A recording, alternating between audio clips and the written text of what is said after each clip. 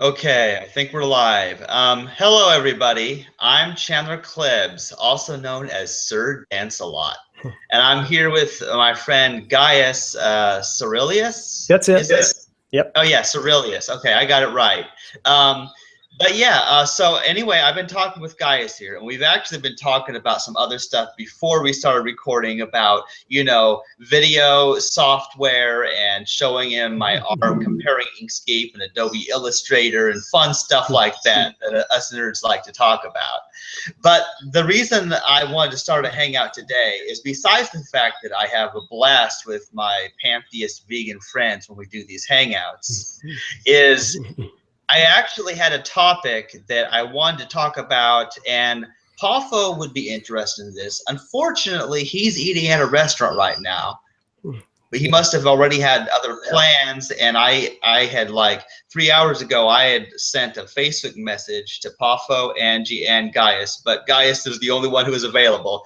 So Gaius, here's you can answer some questions I may have, because you are probably the most experienced pantheist present at the moment. But this is a general impression from all my time spent with you and Pafo and Angie and a few others. I'm noticing a trend that separates those who call themselves atheists from pantheists. And this is just something I've noticed over time, is pantheists have a tendency to view nature or the world or the universe as the source for everything.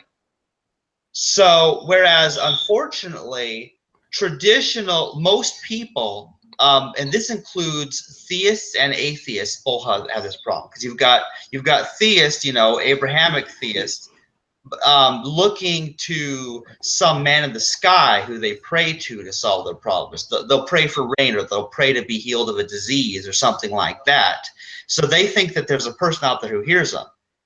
And then you've got the atheists who are very science-minded. Really what it comes down to is they're taking everything on faith that the biologists or the astronomers or whatever different people with PhDs tell them. And to a certain extent, like I talked about this with George before, when these scientists tell us certain things, we are taking it on faith. Yes. Have not done the experiments ourselves. We are not familiar with the field as well. So we're completely taking their word for it about everything, whether it's the Big Bang, evolution, or cancer treatments, or nutrition, or diet and exercise. We're trusting these people who may or may not know what they're talking about. Yeah, and I'm not saying and I'm not saying we should. Yeah. Oh, you continue. Well, I was just going to say, I'm always trying to caution people against, just so quickly bowing down to what mainstream science says.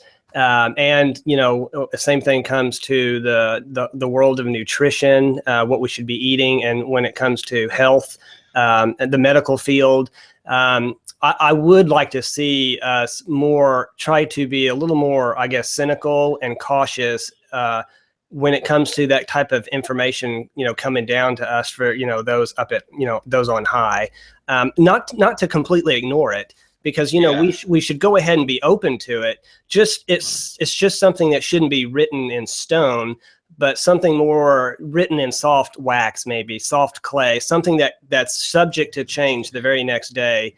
And actually, responsible scientists actually know this. They'll tell you that we never know anything for an absolute fact. All we can do is take educated guesses, to take all that we think we know to be true today and try to extrapolate some worldview.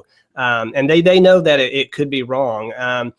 We don't want to make the same mistake that religion made long ago, that people ran from, where you have these authority, people who are in authority of that subject try to tell us what to believe. And, it's almost become like it becomes an argument from authority sort of situation. This person, you just don't question, you believe them. The thing that I respect about atheists and and always have is the fact that they are at least attempting to view the world through science and through the scientific method. I love that. I love the fact that they're trying to take evidence, whether it's through visual, using all their senses, and then plus their intellect, using logic and reason. So once you use your senses, once you collect information and data through your senses, and that includes, reading, whatever, trying to acquire knowledge, then to take all that knowledge, all that data, and to try to use logic and reasoning and to try to extrapolate some kind of worldview. So I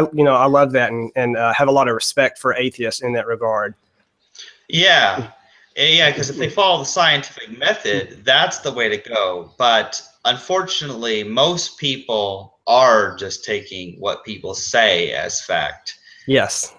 Yeah, and this is interesting because now this relates to several things. This relates to all aspects of health. Like, particularly when it comes to diet. Like, who do you know who to believe when you have different people telling you things? Some people say, oh, you should be eating like low carb and high fat. Someone says you should be having low fat and high carb. Like, who do you believe? Like, it's really weird. Yeah, right now that is like a total war going on with the industry, the food industry, like the meat and dairy industry and the egg industry. And then those people who, even back, if you can go back to the 60s and the 70s, where they did research that did clearly show that meat and dairy and all these things were harmful, and even other health research that got suppressed over time, by the people, once again, who are in power and who have they want to profit more. They want to somehow gain more from those lies. So we just have to be careful with that. Yeah, because what you have is an extreme bias towards profit for making money. So when you have that, you no longer have science. You have people just making up shit that there's a conflict. A conflict of interest, and that's even though capitalism does have its good points and its good sides, there's pros and cons to everything. And one of the downsides to capitalism is it too often rewards corruption and deceit and shallow behavior, unethical behavior.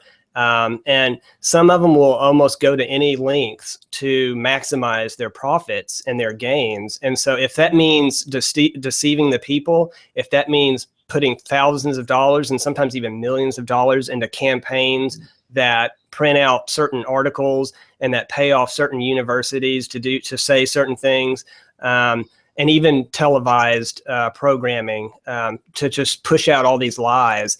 So I'm literally finding out that in order to even know, to have somewhat of a clue of who to believe, I'm kind of having to use myself as a guinea pig to kind of find out what works and what doesn't. And I've actually had to do that over the last 10 years, with my own health. I've had to kind of try different things, and I've even tried some really weird ones, some really stupid things, just because there were these articles that said this will work if you try this. And so I would try it, and I saw real quickly that it did not work, or at least not for me. So yeah. And but the best that we can do, when there's like this huge storm of disinformation, misinformation all mixed in, and we're trying to separate the wheat from the chaff, is what we have to try to do is find multiple reliable sources that we respect. So if we can find those that have a good track record of being honest and telling the truth and coming out with good, reliable information, and nobody's perfect, by the way, they're going to be flawed. So, and I'm forgiving to them if they're flawed, as long as they come forward and admit it and they don't try to hide it. But yeah, that's about the best we can do. It's a kind of a guessing game, and it's trial and error somewhat. Yeah, and here's the deal. Like, to a certain extent, you do have to use yourself as a guinea pig because, of course, I had read stuff about nutrition and about plant-based diet and stuff like that. But because I went vegan for ethical reasons, without health considerations at all, I just ended up I had already cut out meat, and then I cut out all eggs and dairy, and then just ate more of the other stuff I love, especially granola, because I'm nuts about anything crunchy or anything nutty or oaty or anything like that. I love, and so after doing that for a long time, I was losing a lot of weight, and I was stronger than ever. And so it's like, well, no surprise, the gorillas are herbivores, and look how strong they are, and and I know that I'm a type of primate, so the same basic thing is going to work for me. But the point is, I know by experience that a plant-only diet is actually healthier for me. It's not just because I've read it in books, and believe me, I've read it in lots of books. I've heard it in lots of documentaries. But in the end, my own body tells me what's true. And you may have noticed this, guys, if you've been following my Facebook page, but recently this fluoride issue has come to my attention. Because here's the deal, is that all throughout my life, like as far back as I can remember, whenever I would try using any toothpaste, it would make me gag and vomit and weird stuff like that. And so because of that, I was just brushing my teeth with water for the longest time, at least doing something. Plus I use a water pick, and most people don't know about a water pick, but it's like basically this device that shoots water at high speed into your mouth. It's like you just shoot it everywhere and it just knocks out that stuff. So, and that's been pretty effective. But my mom, she found that Nature's Gate toothpaste at Sprouts. And I just today I found the website where people can look up the ingredients of all that, but it didn't make me sick. And that's the thing about it, is I can even put that on my tongue and brush my tongue with it, and even if I swallow it, it doesn't make me sick like the other stuff did. So that means there's a high probability that it was the fluoride. Yeah, because in fact I have 2 tests, and I did 2 blog posts, because first I used it because my dentist, okay, she's a nice lady, but she's adamant that fluoride is something that you need to prevent cavities. She's like completely bought into this myth promoted by the American Dental Association. Yeah, I strongly don't believe that we do, based on a lot of the research that I've done. But and they are for some reason training their assistants to always push that. I don't know why, but yeah, I think it is all a myth that we don't need it. Yeah, and see, because I mean, there's people who have been in countries wherever exposed to fluoride who have better teeth than people in America. Right, and you know they put it in our water, by the way. Did you know that? Exactly. Yeah, I don't know how much, but Yeah, well, here's the deal. Yeah, I don't know how much is in the water, but I suspect that amount has been steadily building up, because if they keep putting it in the water and the same water is cycling around, it's probably increasing. But I also don't drink tap water. That's another thing, is that like for a few years now, we've been having pure water delivery. It's a local company that delivers these 5-gallon bottles of water. And so basically we order like 4 bottles of that are delivered to us every 2 weeks, and then we give them back the empty ones, and they give us full ones. So there's a whole awesome recycling process, and it's a special plastic too. It's a special plastic that doesn't leak into the water. Right, that doesn't leach in. Yeah, we were buying our own jugs, gallons of filtered water, and that finally got kind of I don't know. It was kind of expensive, but I mean, it wasn't expensive. But when I compared it to the price of if we got a filter and the cost of replacing the filter, the only thing is I don't know how well the filters are at filtering out the fluoride. So I need to look into that. Yeah. See, because before we had that water delivered to us, like, because I was trying to drink water, and there were 2 things I did. Now, first of all, I noticed that there was a difference between the water from the sink and the water from the hose faucet outside. And this sounds weird, but I actually would get the water from the hose instead of the water from the sink, because it tasted a lot better. That's interesting.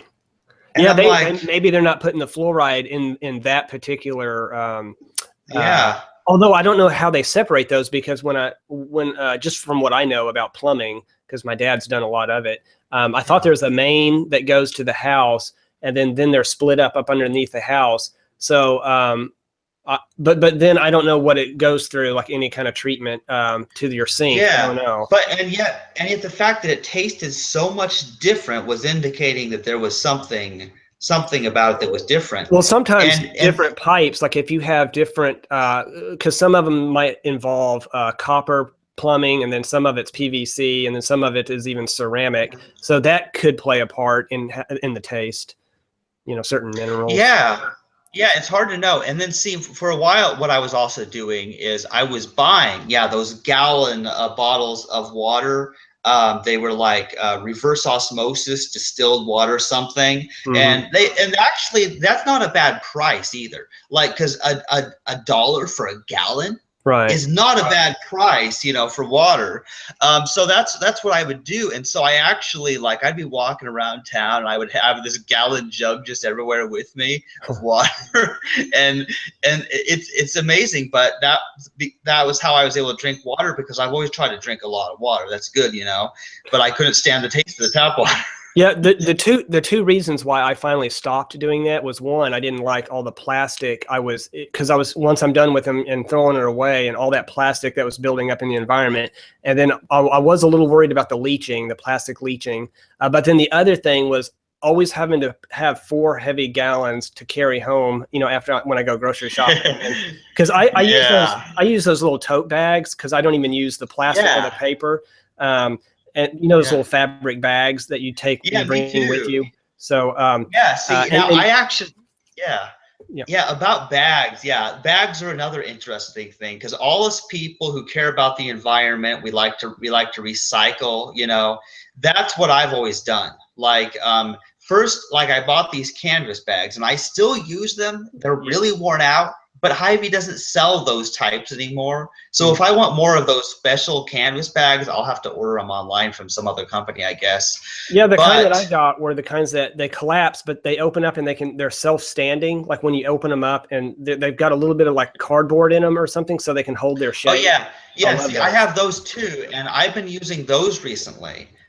Because they're like box bags. They fold up. I love them. But then they open them. Because they sell those at Hy-Vee. They're like $7, but then those bags will last you like 2 or 3 years. Even the heaviest stuff in them. Because I don't have a car. I don't drive. I walk home with all my groceries. And so, of course, that's part of the reason for all this muscle, And, in fact, on that note, I actually joined the health club, like I told you and Angie I was doing, and my stats are amazing. Like my body fat percentage is 8.6%, and my visceral fat is 4%. And I don't know what this means, but Well, did y'all take samples before, like in the very beginning? Did she measure you all out on what your, different things were, your weight and all that? And so that way you have something to compare it to? Like, because my weight is 155 pounds, my waist circumference is 32.5, BMI 25, my height is 5'8". I'm 68 inches, and I have good blood pressure too. And my skeletal. It says skeletal muscle, whatever. Like my bone structure, whatever, is 46.4% of my body. So I have like a lot of bone. So more bone than most people do. And it says my body age is 21. So apparently I have the body of a 21-year-old. Oh, that's good. Yeah, that's good. 30. Yeah. So even though I don't understand it all myself, the lady who runs this health club, she's actually a certified professional trainer. And so she took my measurements, like with some high-tech machinery. She had like this electric machine that can read everything, your heart rate, your body fat. It knows all that. I don't know how it does that, but it does that. And I'm like the healthiest she's seen. But she was showing me the different stuff, and so I was lifting weights. So I was lifting like bench press, and then I was running 8 miles an hour on the treadmill. I had a blast. So I'm gonna be working out there more regularly and get even stronger. How long is each session? Like when you go, do you work out for an hour, or what? Kind of what's the time frame there? Well, they have it open for like 2 hours at certain times, and like I have a little schedule, but like in the morning, like some mornings they do like 9:30 to 11:30. It's open, so if I got there right then, I could actually exercise for about 2 hours if I wanted. Hmm. And so like I have this plan. What I'm going to be doing is I'm going to be lifting like 50-pound weights for a long time until I can do a lot of repetitions of that, because I have to be strong enough to lift those topsoil bags at high B. And what do you think? And What do you think about pace exercising? Have you heard of pace exercising? haven't heard of that. Oh, you got to hear about pace exercises. Okay. Let me just quickly tell you, and it's been a while since I've read about it, so I'm a little rusty on it, but my dad still does it. But the whole philosophy behind it, the whole theory is, instead of doing like aerobics or working out like a demon for too long, like it's okay to do it for a little bit, but they've kind of found out, it's kind of like the balance thing again, where they found out that if you exert yourself like for about literally like 30 to 60 seconds and then stop and then take about a 15 to 30-second break, or it might have been a minute, I can't remember, and then do it again, another rep, and then maybe a third one, and then that's it. And you do that like 3 times a week. And what they're trying to mimic is kind of what humans did naturally and what children do. You know how when you look at children playing on the playground, they run real fast for a while and then they stop. And it's just it seems to maximize, and the body seems to know what it's doing.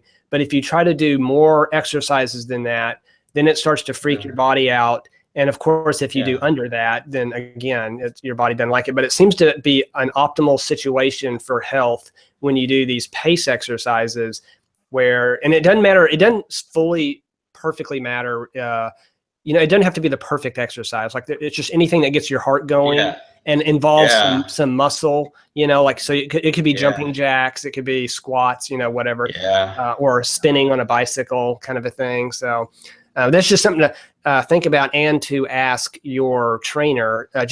I'm just curious. Ask her next time you go what she thinks about pace exercises. I'd be real curious to know.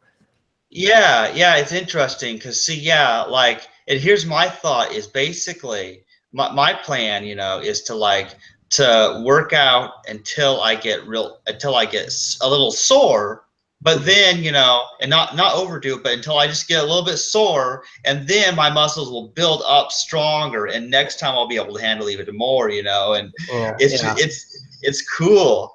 But like, because eventually, like, I'm gonna like run marathons. That's another one of my plans, is like, because this treadmill, it tells you can set it to different miles per hour speeds, and the highest that treadmill goes is 12 miles an hour. But I was able to run 8 miles an hour pretty good. But next time I'm gonna try even higher speeds, because I can sprint unbelievably fast for a short time. So I'm curious just how fast I can run. The people who promote the whole pace exercises, they also warned about, like, it's good to do the short sprint thing for I mean, you can even do it for a good while, but it's those people who like jog for like an hour or whatever throughout the neighborhood or whatever, those people, they were saying that that's probably not a good idea, that you're over oxidizing your body and all kinds of stuff. And you're basically wearing out your body unnecessarily, because it's one of the things I think they described is your body reaches this peak where it can only do so much, and anything else after that is just kind of causing damage and just wearing it out, and you're burning calories unnecessarily. So that's another thing that they discovered is one of the best ways to prevent aging is to take in as few calories and to burn as few calories as possible. But of course, we need to exercise and we need to burn calories to do that. It's just that you don't want to overdo it. So you just got to find that balance. Well, and you can build it up over time, absolutely. But see, I love this opportunity because this is a great way to get some extra exercise, because even though I get a little bit worn out just from my job, I want to go to like the next level of strength and like really build up my endurance, But I mean, but like about health in general, I mean, there's all this stuff, and whether it's about the diet or the exercise or the fluoride or whatever, it's really hard to know who to believe. And so here's an interesting thought is, you basically have to try something out yourself and see if it works for you. Yeah. And of course, what works for one person isn't always the same as another. Right. And that's the thing, is it's not a one size fits all situation. Right. And so because of that, I find that human beings and other animals in general too are not good scientific subjects for that reason, because we're all different.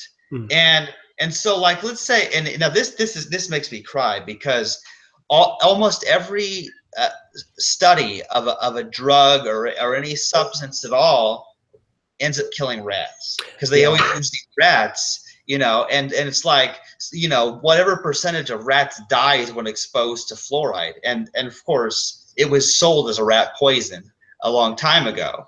And so what do you think it's doing to us? We're like giant rats. I didn't know that. Wow. Yeah, apparently, I think it was like the 1800s or early 1900s, from that documentary I watched, like they would put it in grain, and the rats would eat the grain, and then they'd die.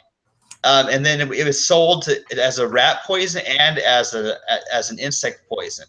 And it's like, don't people realize if something kills small life forms, that it will kill much bigger life forms, just more slowly? Or at least there's a high probability that you know, they usually I hear that's why they like doing experiments on pigs, for example, because their anatomy is so similar to humans.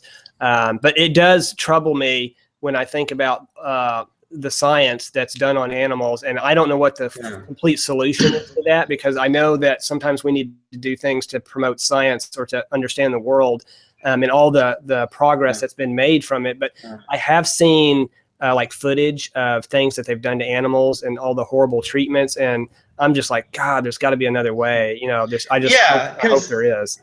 Because absolutely, because I mean, humans are so cruel to animals. I mean, just the very fact of, you know, carnism and the meat and dairy and egg industry, all the suffering they inflict on those animals is a fine example. But then also, vegans don't support animal experimentation that kills and tortures all these other animals and gives them cancer and poisons them and all that stuff.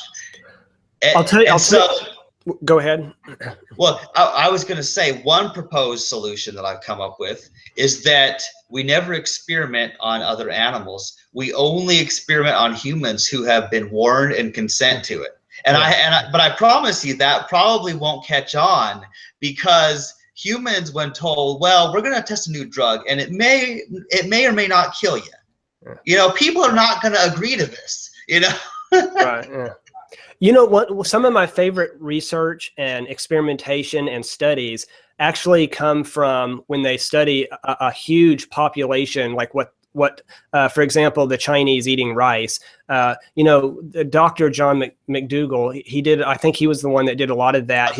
I've heard of him. Yeah, he's like he's the one who promotes the starch-based foods, the root-based foods, and Starch Solution. I think the name of his book is The Starch Solution. But he's been around. My mom read that. Yeah, so he's been around since the 70s, kind of promoting eating a high carb diet and getting away from or that, you know, the myth of the dangers of eating starch foods like corn, rice, mashed potatoes, things like that. But he's learned that that's one of the best foods for the brain, and that all these other things like meat and dairy and stuff like that is not. But he did a lot of interesting studies, and so did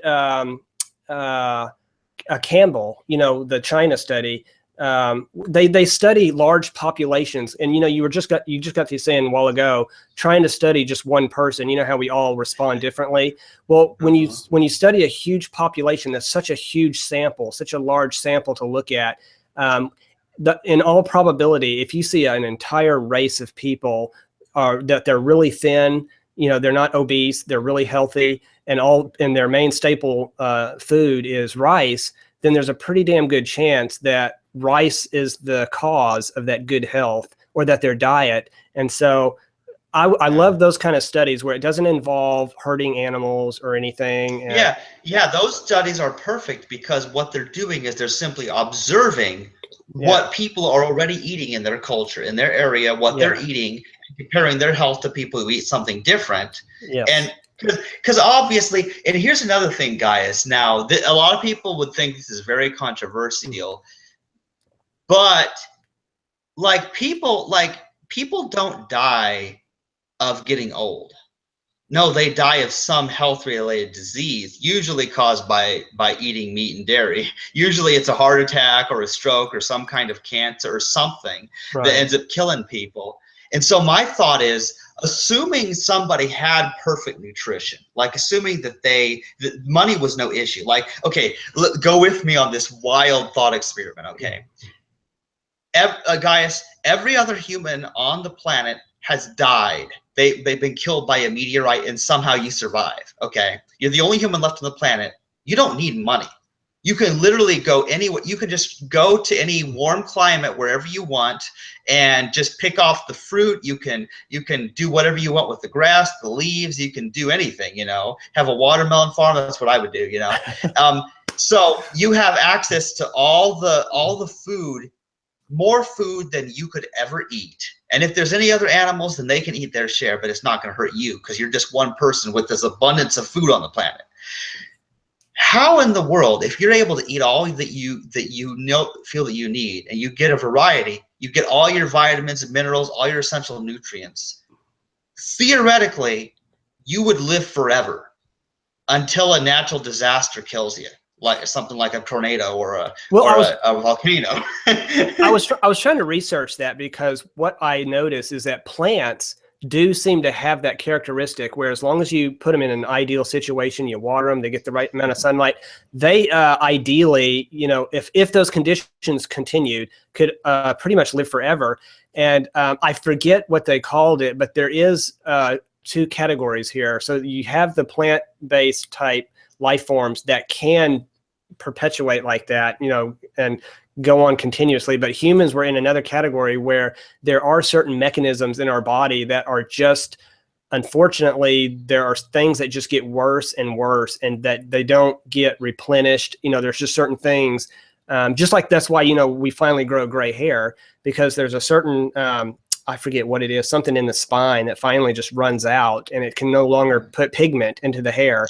And so there's just like these little things that run down. But that's not to say that with science, we can't help to correct that and to improve our situation. As long as we give our bodies everything it needs, who knows, maybe we could practically live forever, as long as we don't get hit by a meteor. See, I want to respond to two things about that, actually, because first of all, if I'm not mistaken, there are trees that are like thousands of years old. Like there was a tree that was like 5,000 years old, somebody found, because they count the rings, you know, somehow.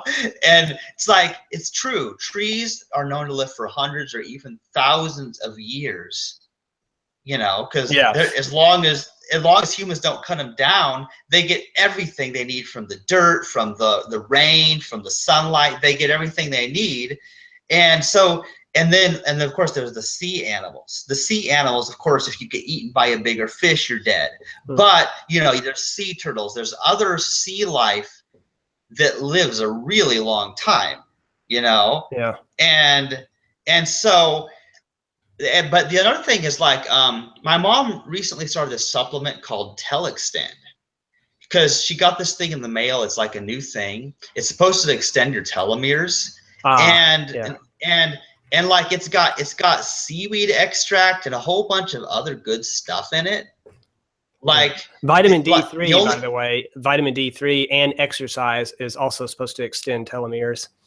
Interesting. But that stuff, it looks good. The only thing that I don't approve of in it personally is the gelatin, because it's got gelatin capsules. But do you know what I do with gelatin, Gaius? Like, of course, right now I'm not taking anything that has gelatin, but there were some vitamins that I was trying for a while. The jelly ones? My mom had already had. Well, no, it was something that my mom ordered from this company. I forgot what it was called, but they came in these gelatin capsules. So you know what I did? What'd you do? I made my shake in the morning with I have my vitamin powder. I've got like this, it's raw organic meal is what it is, from Garden of Life. So I take that and I just basically break it open. I broke open the gelatin capsules and just poured that powder that was inside them in my drink. That's what I you was know? doing. I was taking, let's see, what is it called? Ginger root. And I was making ginger tea. I think that's what it was called. But I bought the kind that come in a capsule. And in order to keep it fresh, I would keep them in there. But when it came time to actually make the tea, I would break those things open, spill it into my hot water, and then throw away the gel caps or whatever. But this was Yeah. before I became a vegan. The reason why I did it then is because I was trying to hold all other variables equal, because I just didn't want anything to make me sick. And so I was just trying to eliminate any possibilities of Yeah. anything like that. So, um, Yeah. And and see, here's the deal, because apparently some scientists think that if you can extend the telomeres and restore that, then you eliminate aging. Like Paffa was talking about that not too long ago. And so if the right nutrients end up restoring the telomeres, you would stop or even reverse what we call aging. well, my And young, I don't think my brother and I, we talk about this quite often, and he claims that he read things that even if we had perfect telomeres, that there were still mechanisms and other forms of aging, because our body ages in a variety of ways. So the telomere thing, for example, that's our cellular aging, but there's also other aspects of aging, which is why you get people who age also differently. Just like you look at Steve Martin, he's got white hair at the age of 20 almost, but just because that was just a thing that he ran out of, that whatever that turns that gives us the pigment for our hair. And yeah, but then some people have actually restored their hair color with the right nutrition. That's another thing that's interesting. I saw this program, and I wish I could remember the title of it, but it was a really in-depth, very informative, comprehensive program where they were just trying to cover all the ways to prevent aging. And they finally concluded two things at the very end of this documentary.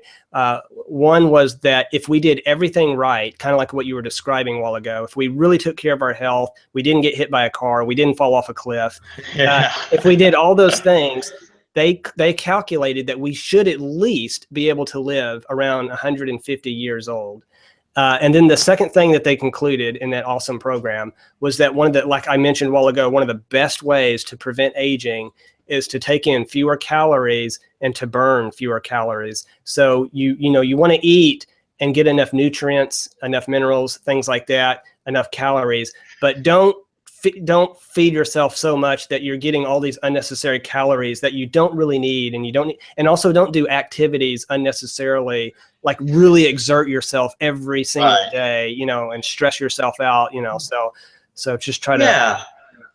Yeah, but here's an interesting thing. Now, of course, even years ago, because like part of what led me to not believe in this aging thing, like people believe that aging is just a thing, it's just a way of life, it's just the way it has to be. They think, it's like you get old, your hair turns white or it falls out and you get wrinkly, and they just accept, this is what's supposed to happen at this age, and they don't do anything about it. They don't care to look into what causes it. But I'm here to say that aging is not something that must happen. If aging was like a legitimate thing that you could only live a certain length of time and then die, then everybody would age at the same rate and they would all die at the exact same age. Like, I'm serious. Like the very fact that some people look old much younger and bodies are falling apart when they're in their 40s, and you've got other people who are healthier than them when they're living over 100. What does that tell you? It tells you there's something going on. Well, it definitely tells you that there is some control. Like if you think of it in terms of a dial, we do have a dial or a couple of dials when it comes to our health and our body, that we can adjust those dials. And if we adjust them just right, and diet is a huge part of that. That's like a huge dial. And if you look and you notice what causes, again, most diseases and what causes most aging, it has to do with really poor diet. Yeah, absolutely. And when you look at it, considering other people in Asia to have a tendency to live longer than people in the U.S., you just look at the standard American diet that contains no vegetables and contains only animal products. When you look at it from that perspective, it's no wonder you've got the biggest obesity epidemic in the U.S. and all these people dying of heart attacks and stuff. And it's interesting because when you look at it, that's not what most people die of. In other countries, they're more likely to die of starvation or war or something like that than they are to die of heart attacks or strokes. I mean, this is like who was I listening to? They called it like a disease of affluence or something. In fact, McDougall talks about that a lot. He talks about because they're the rich and more wealthy, they're the ones eating all the meat and the dairy, and and so they get fat and they get all those diseases. It's the rich man diseases.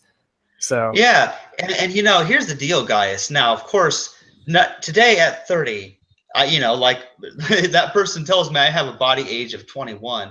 I'm actually a lot better looking than I was when I was 21.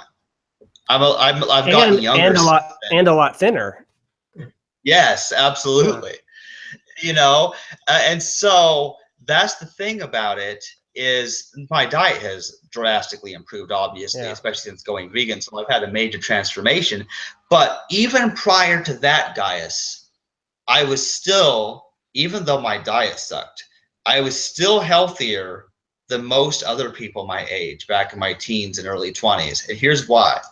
For one thing, the exercise, never having a car, having to walk everywhere and carry groceries gave me the most active lifestyle, far more than what anybody else, because the other just driving their cars, they're not getting any exercise. And so I already had the good exercise, but then you put the vegan diet on top of that, and then I get better than ever. So it's like I reversed age and I got even younger. Yes. Do you know how, by the way, do you know how old I am? I don't know if you ever told me, but maybe I should try to guess. Yes. And don't worry about hurting my feelings, whether you go too high or too low, because I've heard all kinds. So just try to impress me. Try to get it. 23. Really? That's impressive. That's a compliment. What if I said it was higher? What if I said it was higher? What would you say? What if I said it was much higher? 27. Wow, that's a wonderful compliment. We'll try one more time. Go. Okay, higher. I'll just take a guess and assume that you're 30. Oh, that's a compliment. I'm 43. So awesome. So that what that does is I'm a perfect example of one, if you eat fewer calories, because I have such a small stomach. I always have. I've always had a small appetite my whole life. I always remember people telling me when I was at the dinner table, it didn't matter whether I was with friends or whoever. They were always just like, "Is that all you're going to eat?" Because I always ate such little portions because my stomach could only handle so much.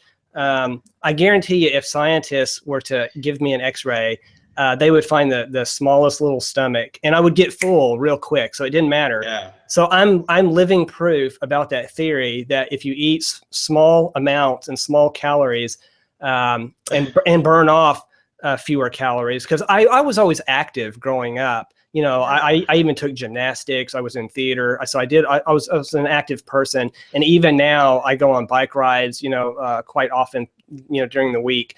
But overall, though, I would probably fit that example of someone who doesn't eat very much. But the other thing is that you made me think of was that and I believe I'm in this category as well, is that we can have a genetic predisposition of being youthful. Some people, sadly, like they get premature balding, for example. Yeah. My oldest brother got that, unfortunately. So there are genes. So it's both our environment and our situation coupled with our inner environment, our genetics. But that doesn't mean that we can't, there's the genotype and the phenotype, the whole concept of regardless of what your genes are, you can do things to either kind of suppress the certain genes being turned on, or how how much it runs its course, so you can still optimize your health, even regardless of your genes. Yeah, because I promise you guys, this would require time travel. But theoretically, if you could travel in time, let's take a person, for example, who is now 40. Okay, so let's take some ugly looking 40-year-old. Okay. Then let's travel back in time to when that person was 20, and then put them on the same diet and exercise lifestyle that I am living. I guarantee you that if you could compare them when they grow up to be 40, they're not going to look the same. Those two people are not going to look the same. Right. Because when you would have that huge difference, go back in the past and change the diet for all that time, there's going to be a difference. And we just know that, even though we can't time travel. Yeah, that's a good example. I've used the time travel example myself because it's the perfect way to illustrate to someone that if you took the exact same person with the same genes and basically the same environment, unless they choose to change that the next time around. But which is what we're trying to say here. We're trying to say hold all else equal, but change certain variables like your diet. So if you go back in time and the only thing you change was your diet or how much you consume, and see what happens. In fact, that would be some of the greatest science in the world if we could keep doing that. If we had a time machine and we could just do all sorts of things to remove either something or to add something, and to see what the consequences are. Yeah, and now you said you're 43, right? Yes. Well, you're the same age as my friend Monique Lukens, who I do the Celibate Vegan Compadres. Well, now it's Celibate Vegan Voices. But yeah, and see, she's been vegan for quite a few years, and before that, she was vegetarian. And so she's really good looking. There's something about these good looking 43-year-olds that I know. There's you and there's Monique, people who you would think are a lot younger. Yeah, because you're just so good looking, Even before I became a vegan, because I've only been a vegan for 2 weeks, but before that, I swear my friends are starting to think I'm a vampire, but I promise I'm not a vampire, because they're freaking out. It's okay. I'm at a safe distance. You could be a vegan vampire. But the friends that unless they suck the blood from a meat eater. I don't know. But the friends I grew up with that I went to high school with, when I started seeing them again on Facebook, they just started flipping out, because they couldn't believe I still look like I was in high school or just got out of high school. I am finally starting to age in certain ways. Like I've got a few gray strands that I've noticed. And I noticed my skin starts to sag a little more towards the later hours, like by the time it's 12 o'clock. So as long as I can get back to the carriage before 12 o'clock, before midnight, before my carriage turns into a pumpkin, I'll be okay. But, never too late for Cinderella jokes. Yeah, but see, that's the thing though, is that you do look a lot younger. You don't look 43. Right. I don't. Yeah, I figure I don't. I probably don't look like I'm. Although. The funny story, I was at the grocery store. This happened a few years back. This happened when I was about 38, and I was trying to buy a movie called Vacation. I don't know if you remember that movie or if you know of that movie, but with Chevy Chase. See, only a 43-year-old would know about Chevy Chase. But well, I know who Chevy Chase is. Okay. Christmas Vacation, right? Right. And so it was the very first one, which was Vacation, and I was trying to buy the DVD. And she carded me. She said, I need to see some ID. And I was like, what? And she said, yeah, you have to be 16 to buy this. Apparently it had some bad language in it or something. And so when I showed her my ID, she flipped out and she said, oh my God, you're my age, because she was 38 also. And what's funny though, is the fact that I was buying a Chevy Chase movie from the early 80s should have tipped her off that, that I'm not 20. Because most people who are 20 don't even know who Chevy Chase is. So. Oh, that's funny. Yeah, I know, because we used to have Christmas Vacation, one of the funniest movies ever. Of course, I don't like the bad language. Yeah, I don't like the bad language either. But yeah, well, I was okay with the bad language, but it's just that I guess that's why they were carding me, because they didn't want little kids to hear that language. But But you know, I don't Yeah. mind a little bad language. You know, that's okay as Yeah. long as it's not. Yeah. Really, Besides, there were a lot bigger problems with Christmas Vacation than just the language. You probably remember if you've well, seen Christmas I Vacation. love that movie though.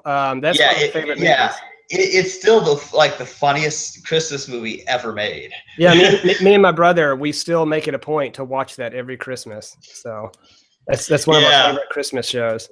Yeah, that was our tradition too. And also my mom and I have a whole bunch of different versions of A Christmas Carol. We have all the different movies. You're talking to the Mr. Christmas Carol himself. I love that movie.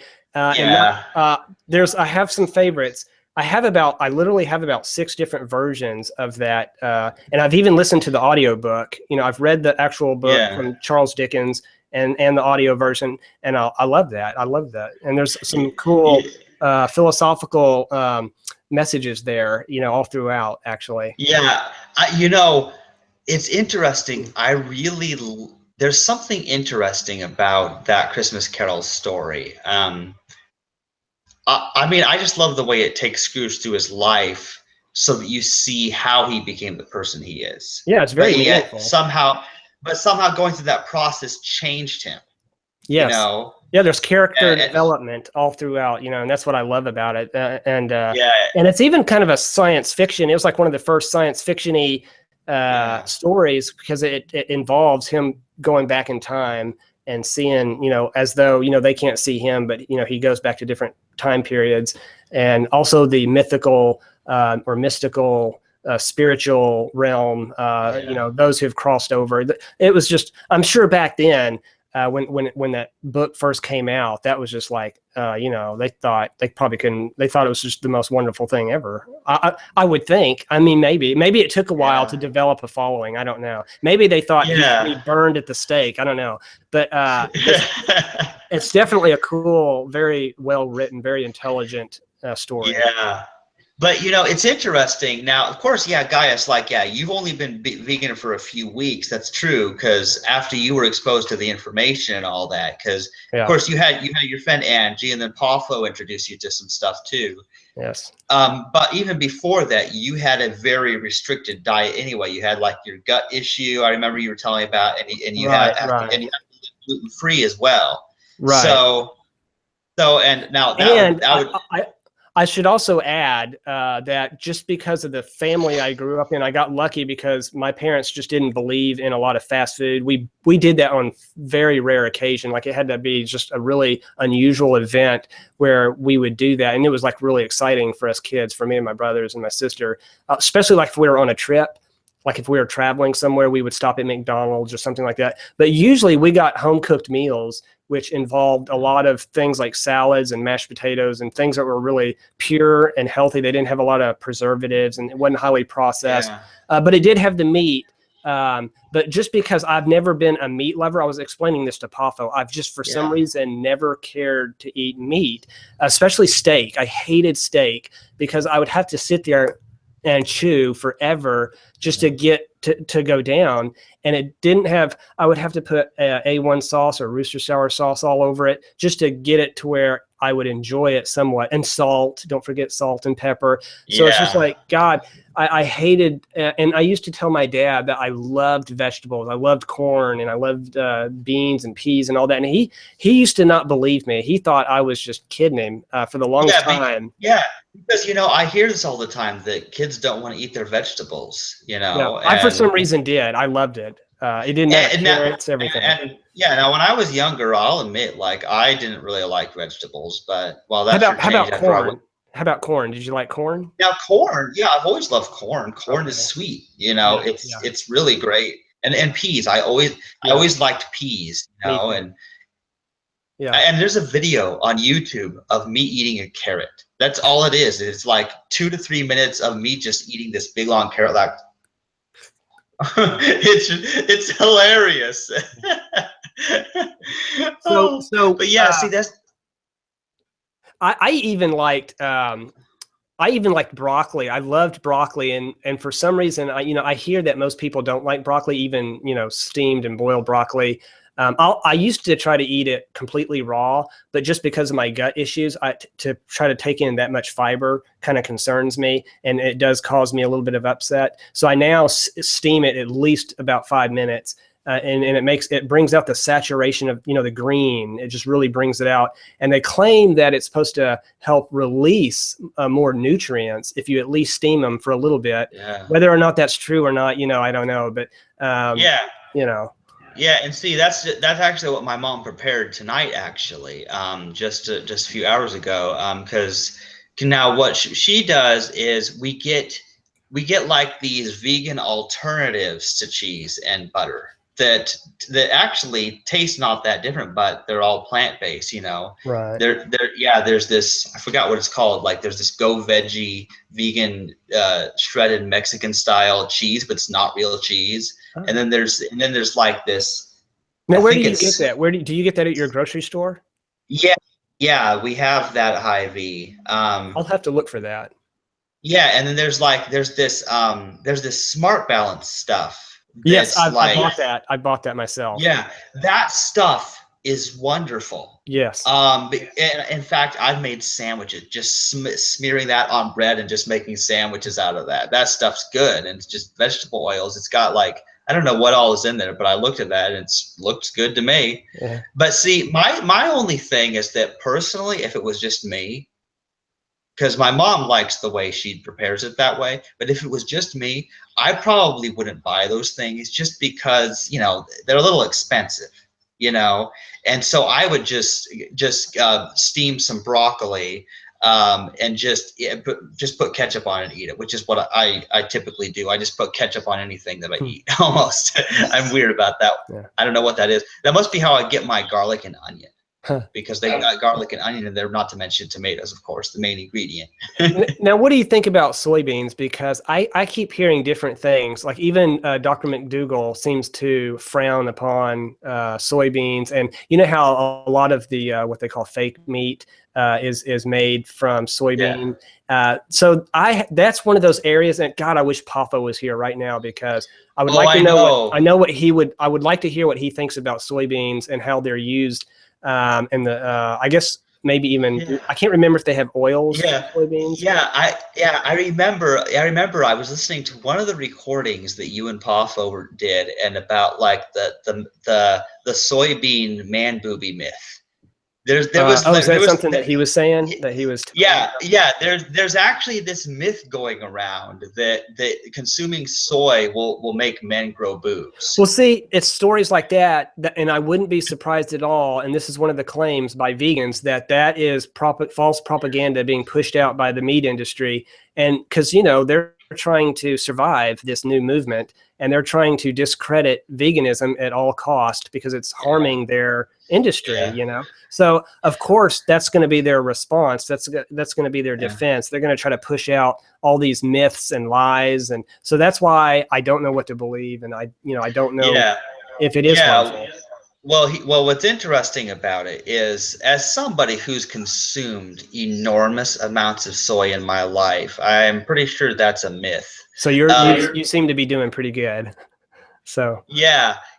Now, the only trouble that you may have with soy is that it's not, if it's not organic, there's a lot of pesticides and GMOs and stuff like that in some of the soy. But like I buy like organic soy milk.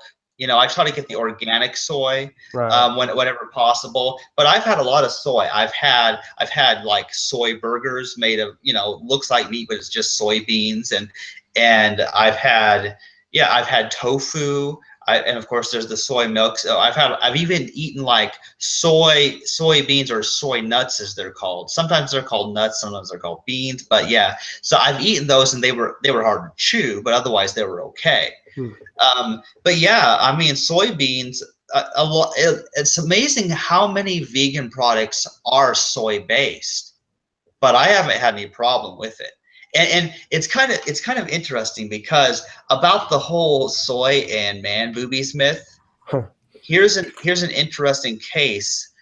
Look at what the insane consumption of meat and dairy has done, causing obesity and huge boobies for men and women. Yeah. I mean, so in fact, if you are consuming all of that animal estrogen that's coming from the dairy, right. dairy is a surefire way to get huge boobs. Yeah, if anything, yeah, if there was going to be, yeah, and plant estrogen is not the same as estrogen from an animal's body, a pregnant or nursing animal's body. Right. I mean, come on, there's no higher level estrogen than that. Yeah. Not to mention all the other stuff that they pump into it, all the antibiotics and steroids and God knows what else, and preservatives. And this also reminds me, I started noticing, since I've been a vegan for 2 weeks, and one of the things that I've noticed is that a lot of the vegan foods, especially if you did a raw vegan, see, I can't believe Angie's not on this either. She needs a whipping. If you're becoming a raw vegan, you really can get away with not using the refrigerator a lot, and all the energy that's, imagine if everybody became a raw vegan.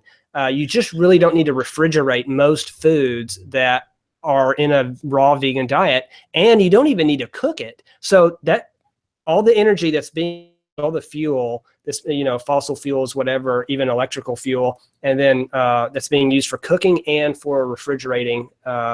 If you can eliminate all that, how much that would help the planet right there. But I just thought it was very convenient. I bring these groceries home, and I'm so used to putting everything either in the refrigerator or in the freezer, especially meat, anything to do with meat. Even my coconut milk, that's really like the only thing that I have to put in the refrigerator. But even if I left that out for a day, I would be okay, because you can even ferment coconut milk. You can totally turn that into a yogurt right there, because I've done it before. So in fact, my mom leaves like the coconut oil out all the time.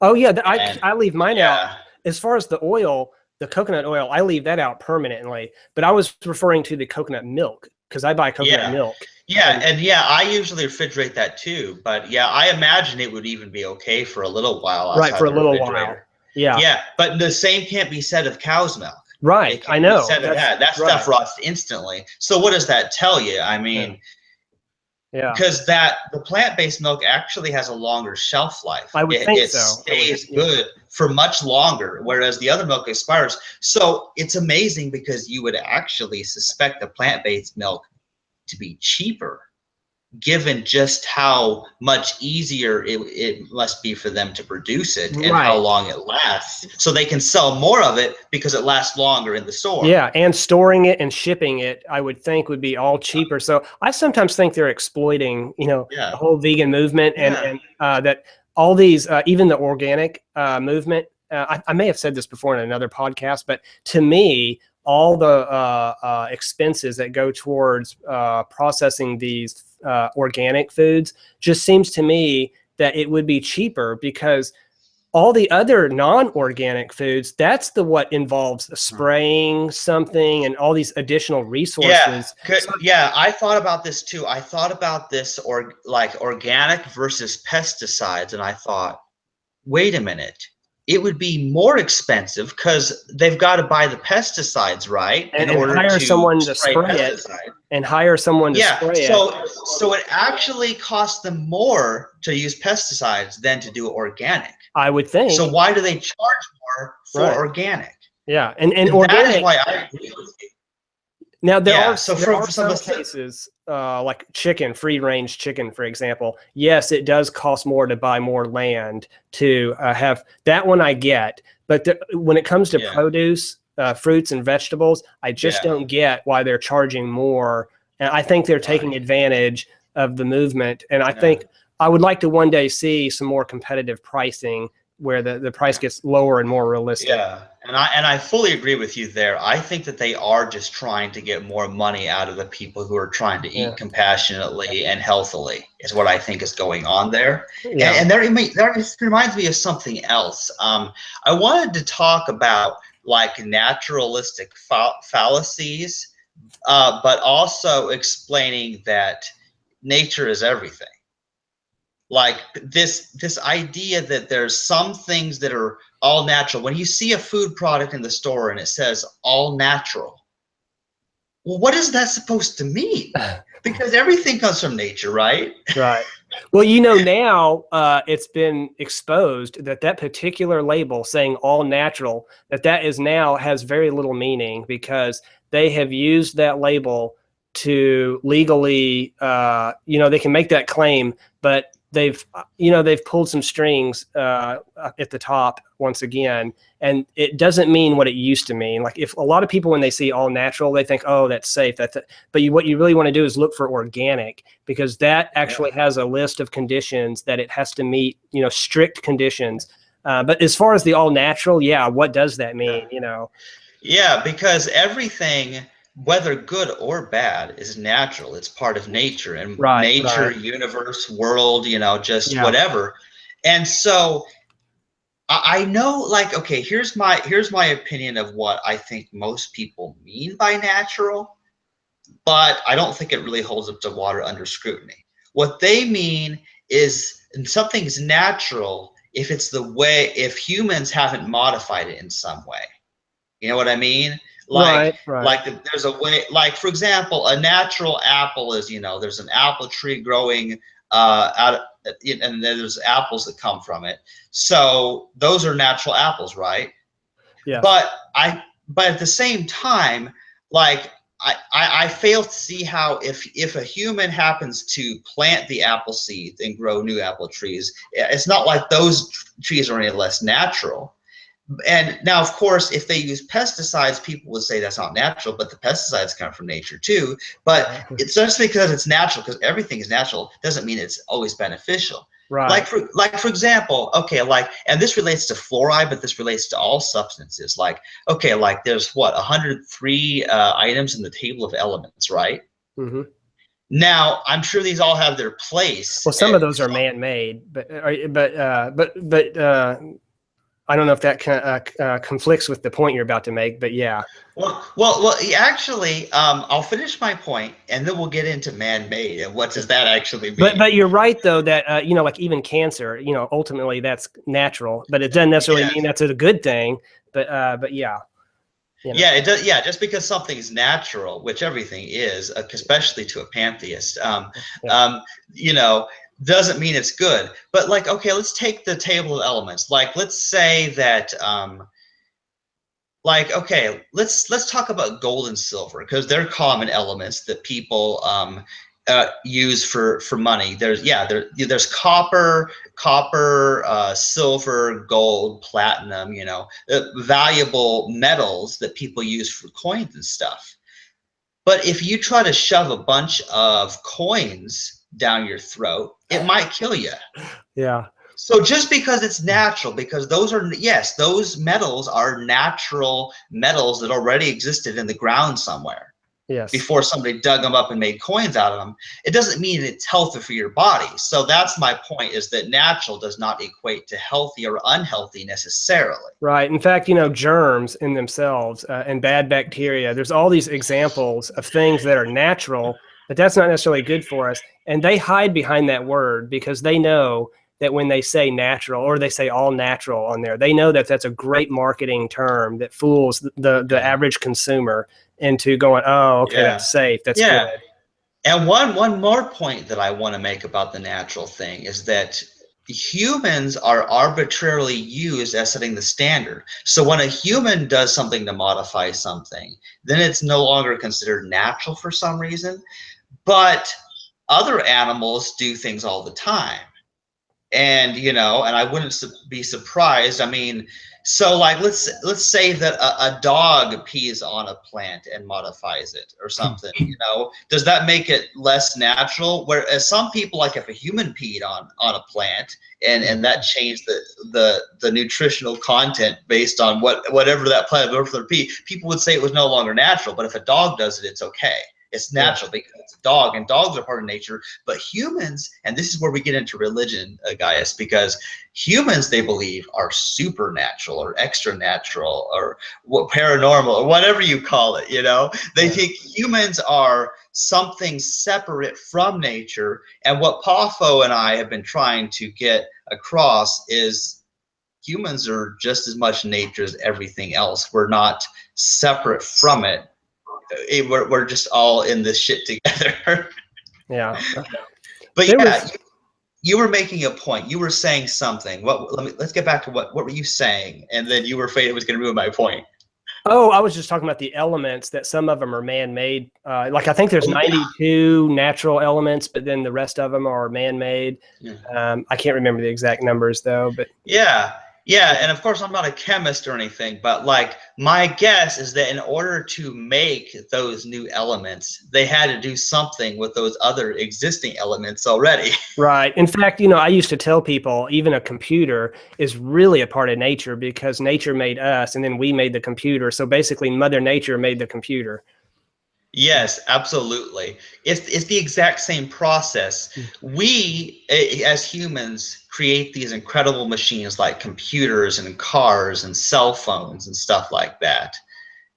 But I think you made a good distinction a while ago when you said that what they're trying to do is say before there's human intervention involved, like if there's a food that they're processing or growing and making and collecting, that they're going to go ahead and say this is all natural because it doesn't involve human tampering with it in any way. So I get that distinction needs to be made.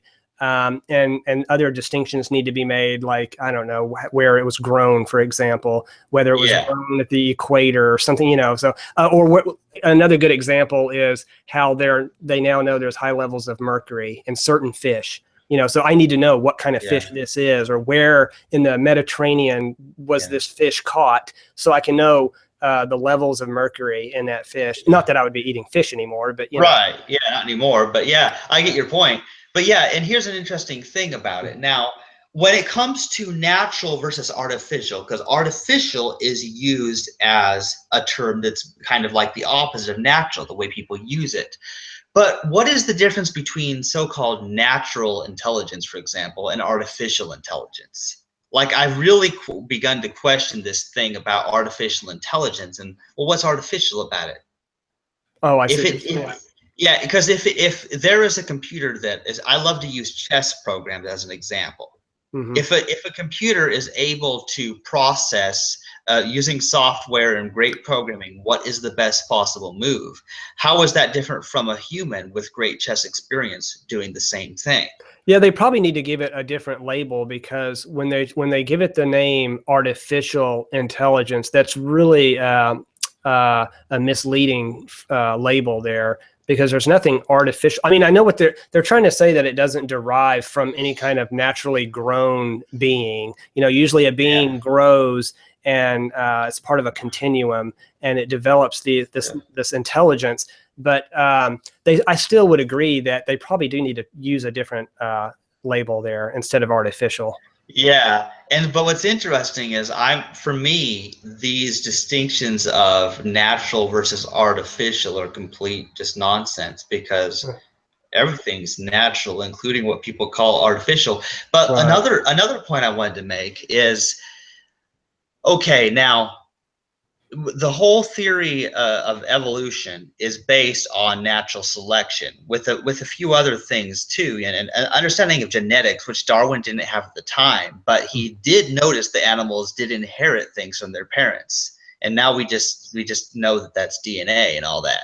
But natural selection versus artificial selection, when people breed faster dogs, like they want to race dogs or have dogs that have a certain look or have a certain athletic ability, they selectively try to get those dogs to breed, because they suspect that will be passed on to their babies, and it works. Of course it works. But here's what convinced me of evolution, actually. Artificial selection, the process by where humans personally select these traits and then breed those animals, which of course I think is unethical in several ways. But if it works, if artificial selection works, then of course natural selection works, because the exact same mechanism is at play, except rather than a human based on their personal or financial reasons for breeding the animals, instead animals out in the wild are always breeding, And then those who happen to have the beneficial survival traits are the Right. ones who live longer, and Right. those who don't die. So artificial and natural selection, they are one and the same. The only difference is one happens at the hands of a human, the other happens at the hands of the weather and other predators that are chasing them, you know? Yeah, I hear that's how we got the modern banana. Like I saw what the banana used to look like, and it was like some really ugly looking thing. And now the pretty yellow banana we have now looks way more attractive. The thing that I have to worry about when it comes to humans trying to do their own natural selection, you know, selective breeding, is whether or not they're choosing the right traits, especially if it conflicts with our environment. And sometimes I notice they try to introduce certain plants. This actually happened historically. I don't remember the name of the plant and the name of the region, but they introduced, they did some selective breeding, and they were trying to, I think, create a new crop to make it more affordable to feed a certain people in a certain region. But anyway, it conflicted with the environment there, either because of certain insects that were attracted to the flower, and maybe they mated more and it caused more mosquitoes or something. I forget what it was, but it was like it totally threw the ecosystem out of whack in that area because man tried to tinker with it and introduce something that it was like it went into shock, and just the whole ecosystem just flipped out. But it finally over time corrected itself, and it might have even involved our removing as quickly as possible, removing that certain plant that we had introduced in that area. So it finally got corrected, but it was kind of a scary thing that almost happened of, you know, a chain reaction, you know, the domino effect. Right, and that's the interesting thing is because we live in this big world where one thing affects another thing and it affects another thing because everything's all connected. This is the interesting part. I mean, this plays into a basic understanding of science. This plays into determinism. This plays into everything that I stand for. You know, I mean, what you do affects everyone else, and of course it often affects you as well, but you're always affecting other life forms by your actions. Yes. And that's the key issue is, you know, and this is where it gets really deep and kind of scary. But as Poffo and others have mentioned before, like Gary Yourofsky has mentioned this, you know, if humans were completely wiped out and went extinct today, all of the other animals would benefit because of the obvious harm that humans are causing, whether it's climate change or the direct animal exploitation, all the abuse, whether they're breeding them for meat or they're abusing them in circuses and rodeos and all that. I mean, obviously every single other animal, I think now, and some people disagree with me on this, but personally, I think that what humans are doing to these other animals is even worse than what the other carnivorous predators do to them. I really think so. Because I agree with that. Yeah. And the reason I say that is because a lot of people may not understand that, but the reason that I personally say that is, Gaius, is because I want to explain this because this is deep here. When you compare the psychological trauma and the torture of these factory farm animals who are living in their own poop all the time, being fed awful crap that's just meant to fatten them up, and of course they've been bred so they grow too fast and they can't even stand up, and for them to live like that for even a few years before they're slaughtered. And it's usually dark, and they're usually in cramped positions where they can't hardly move. Personally, okay, look, if I had a choice, Gaius, I would prefer the life of an animal out in the wild. That, let's say, a deer that gets to live and just frolic around and eat plants or whatever for 5 years, and then even if it is killed by a wolf later on, at least it had those few years of happiness before being killed. And whether it was a lion, a crocodile, a wolf, that is still a more humane death and quicker. You know, that I know it's a traumatic moment, but I really do believe, based on what I was looking at on some of those documentaries, just how they're treated and smacked around with rods and their Yeah. tails being cut off right before, or they cut their throat and then hang them upside down before they're dead. Yeah. Just all these really crazy Yes. things. Yeah, it's true, because even though it probably is painful to get eaten by a wild animal, they probably rip their head off relatively quickly from the rest of their body. So they're severed and not feeling pain anymore. Whereas I've seen the video footage, I've seen Earthlings, I've seen what they do where they hang a cow upside down, slit its throat, and then the blood slowly drains out while the cow or the pig sometimes is just completely crying out in pain for a long duration. That's worse than what a wolf or a lion or a bear does. And the other thing that bothers me is that they are watching all the sheep or all the pigs or all the cows in front of them go through this before it comes to them, and they smell it in the air. They smell the blood, so they know what's coming. They're freaking out.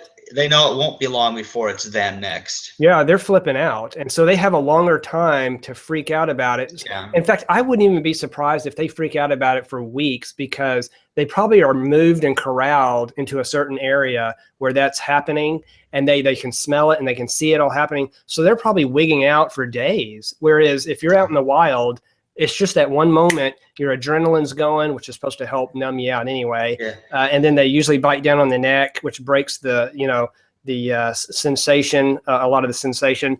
And a lot of animals actually pass out, like whether it's a gerbil or a squirrel or whatever, they pass out when that animal clamps down on them. So they faint. And then the blood, of course, rushes.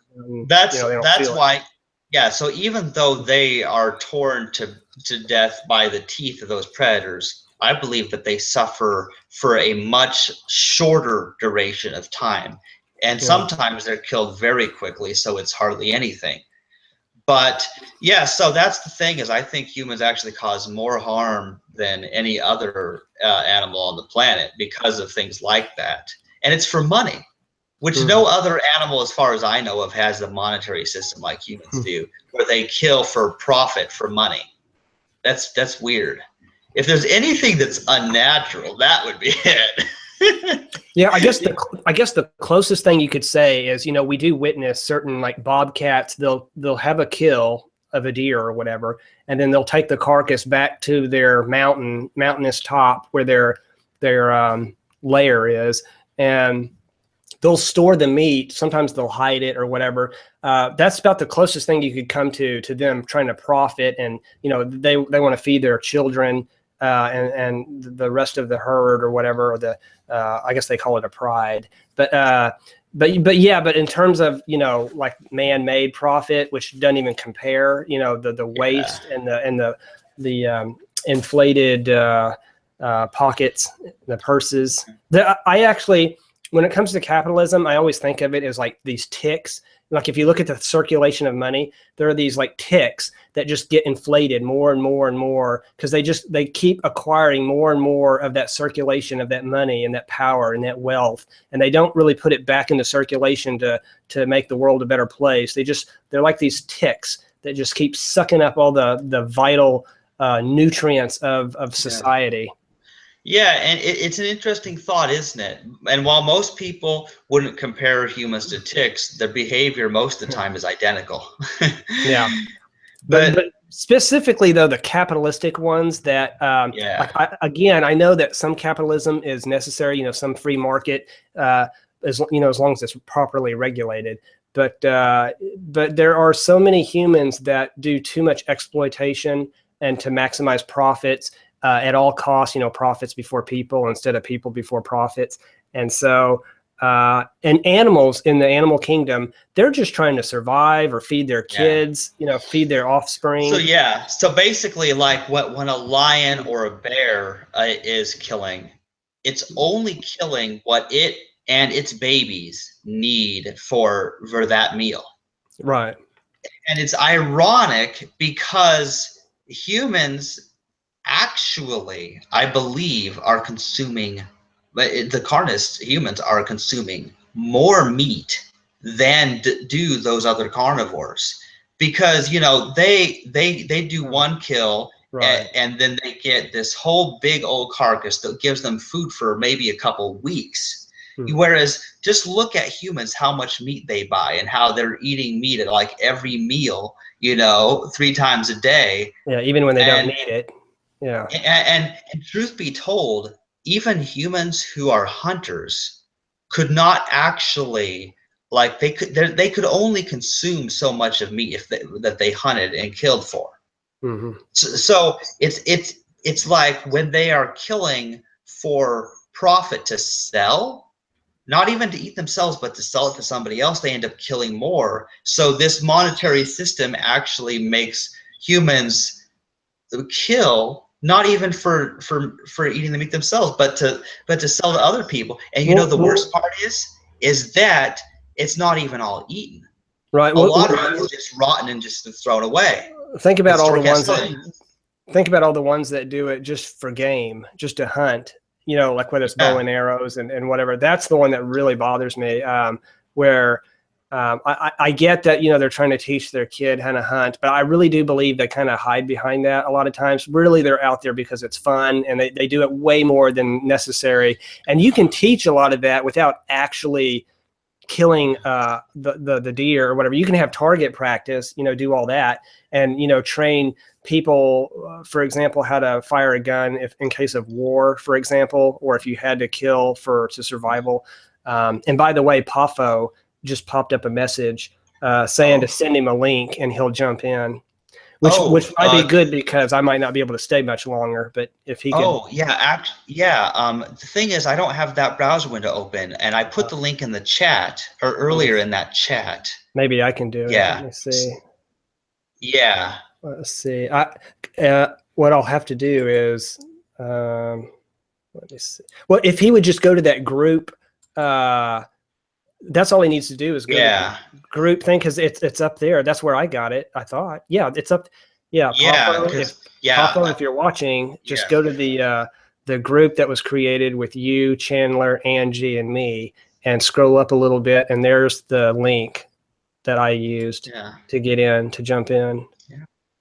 And I'm actually getting a little bit tired, but I do want to talk to Papa for at least a short time. I was about to wrap it up and then go myself. But if he jumps in a little bit, let's see. Papa tried to call you. Oh, he tried to call. Oh, well, my phone's downstairs, my cell phone. But if you just go to the group I mentioned, the link should be there for you to click on. And then maybe we can discuss something for a little while before I have to retire. Yeah. So I was actually going to quit at 10:30, but I'll try to stay a little bit. Yeah, because since I already closed that browser, it doesn't let me go back there. So hopefully he finds the link. Well, if he doesn't, if there's a way that I can share the one that you sent me, let me see if I can copy that. Yeah, in fact, I can even put it in the chat here on our Hangout. There's actually a little group chat here. So if you can copy and paste that, and then send that to him. It looks like he's not watching this because I just now sent it. Okay, I'm sending him the link. Okay, maybe he'll get that now. Apparently, I thought he was watching us. So he sent me a private message saying, to. Oh, okay. Okay, and it just now said seen. So he now sees it. Okay, good. So, yeah. And Angie, if you're watching, get in while you can. But go ahead. Yeah, and that's the thing is, because I mean, it's getting a little late and getting tired, but I do hope, and the good news is that Angie and Papa and anybody else in the world should be able, once this podcast is done, then the whole thing will be sent to my YouTube channel. People will be able to listen to our whole talk, minus the thing about the software and the Inkscape art. And I'm glad you liked my art, by the way, because that was cool. Yeah, but we didn't record that part. We didn't record.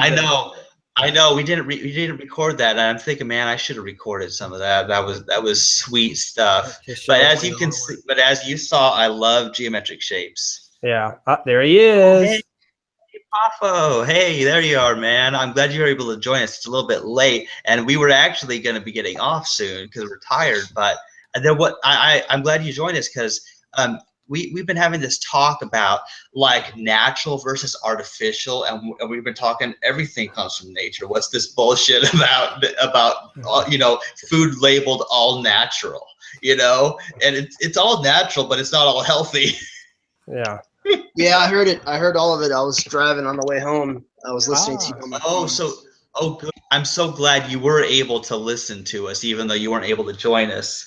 Yeah, until just now. The reason why organic food like actually needs to be refrigerated is because it has no preservatives, so it actually spoils a lot quicker. So that's why you have to always keep stuff refrigerated, guys. Oh, so you mean like even like even plant-based foods, that it's a good idea to refrigerate those as well? Fruits and vegetables actually that are organic and that are better for you will decompose and rot a lot faster because they're not sprayed with the pesticides, the chemicals, with the preservatives. They're not covered in wax. So actually, like I found that stuff, if we buy organic, like it always spoils within a couple days. You have to eat it faster. Okay. So that what you were talking that's about, good to know. what you were talking about saving energy and stuff like that. I mean, it's a good idea, but actually, organic stuff especially actually needs to be cared for. Right. You know, and even if you do refrigerate, and besides, even if you refrigerate all your stuff, raw veganism, it still means you don't have to cook anything. Well, so you're using a lot less power still. But I also noticed that a lot of the things that I buy, for example, bananas, the potatoes, I just don't need to put those in the refrigerator. And it seems like there's a lot of things. I used to even buy ears of corn. I wouldn't refrigerate those either. And a lot of things that are like lentils and legumes, you know, when you buy them hard, like when you soak them overnight and then you make your own beans instead of buying them in a can, which also is laced with all kinds of toxins. But I did know that to some degree about what Pafo was just now saying, that because my sister, I was talking to her about veganism also, because I'm trying to convert her and her family, trying to body snatch her. And she was saying the same thing, that if you buy organic, that yes, it'll spoil quicker. So you got to be quick to almost eat that stuff down, or, refrigerate it, of course. But there are a lot of things that you don't have to refrigerate. Like and also another thing. Here's another helpful tip. Now, like for example, with bananas, I end up eating those in like 2 days. I get a bunch of bananas. I'll probably eat them in just 2 days. Yeah. My mom will probably have a couple, but then I eat a whole bunch, because I just really like bananas, Yeah. So here's what you do. If you want to, let's say you don't have a refrigerator at the moment, you just buy the produce from the store that you intend to eat in the next 2 or 3 days. Right. That way, and eat it all before it goes bad. Yeah, and again, a lot of the stuff that I seem to buy, like the bananas, the potatoes, peanut butter, the coconut oil, nuts, dried fruit, like I have raisins and I have prunes. Just so many things I kept noticing. I was like, wow, I don't need to actually refrigerate this stuff, and I don't need to cook it. So. Interesting. Now, of course, I always refrigerate my peanut butter after it's been opened, which is probably good, just because sometimes I forget about it for a while, but then I'll come back like 3 weeks later and my peanut butter tastes just as good as it did the last time, at least. Yeah, I never do. I never refrigerate my peanut butter because it makes it too rigid, too hard to get in there. And I buy organic peanut butter. And I've done this for years, and so far it's never made me sick or anything. I don't know of any of any hazards there, but I guess there could be. But I like all different kinds of peanut butter, and what I try to do is I try to get the ones with less sugar in them. Same here, and less salt. Yeah. The thing with me is like I consume a lot of salt. Same here. I do too, but I'm trying to cut down because I especially in my it's in my mashed potatoes. It's in so many things that I eat. I'm like, God, I gotta cut down on the salt. Yeah, that's the funny thing about me is that salt is an interesting substance for me, because salt is like sweet to me. I don't know what's up with that, but like I don't either. Like if I put a salt packet on my tongue, like of course if you use too much at once, it burns your tongue. I know this from experience. But if I sprinkle a little bit of salt on my tongue, oh, it just tastes wonderful. It tastes like candy or something. Like it just so I guess salt is my sugar. I can't relate to that, but in terms of it being sweet, but I do like it. I like it on certain foods, and it does enhance. It helps to bring out the flavor in things. And it's also a natural preservative. So, it helps to preserve. Like I used to make my own sauerkraut, and you definitely want to put your salt on the sauerkraut to help prevent bad bacteria from going onto it. Yeah, yeah. Hey, Pafo, did you catch the part where we were talking about the man boobies myth and soy? Yeah, about soy and stuff. Yeah, yeah. I mean, it's not even the same kind of estrogen, and actually, the meat even more so than the dairy has more estrogen in it than any soy product. So that whole thing's a complete myth. But like all myths, it catches on, and then it kind of steers people. It gives people an aversion to something that could actually be good for them just because of stupid rumors. And if I'm not mistaken, I've heard things to the effect that the high consumption of the meat and dairy is having a bizarre effect, causing people to undergo puberty at younger ages than they would have otherwise. All the chicks I knew grew up had huge boobs. They got, like, as we got into junior high, it was like girls that looked like women, and it was because of the milk and the hormones and the meat. Like, basically, you have growth hormones, these bovine growth hormones that people are consuming, and so it's stimulating them to start their periods and their puberty cycle sooner.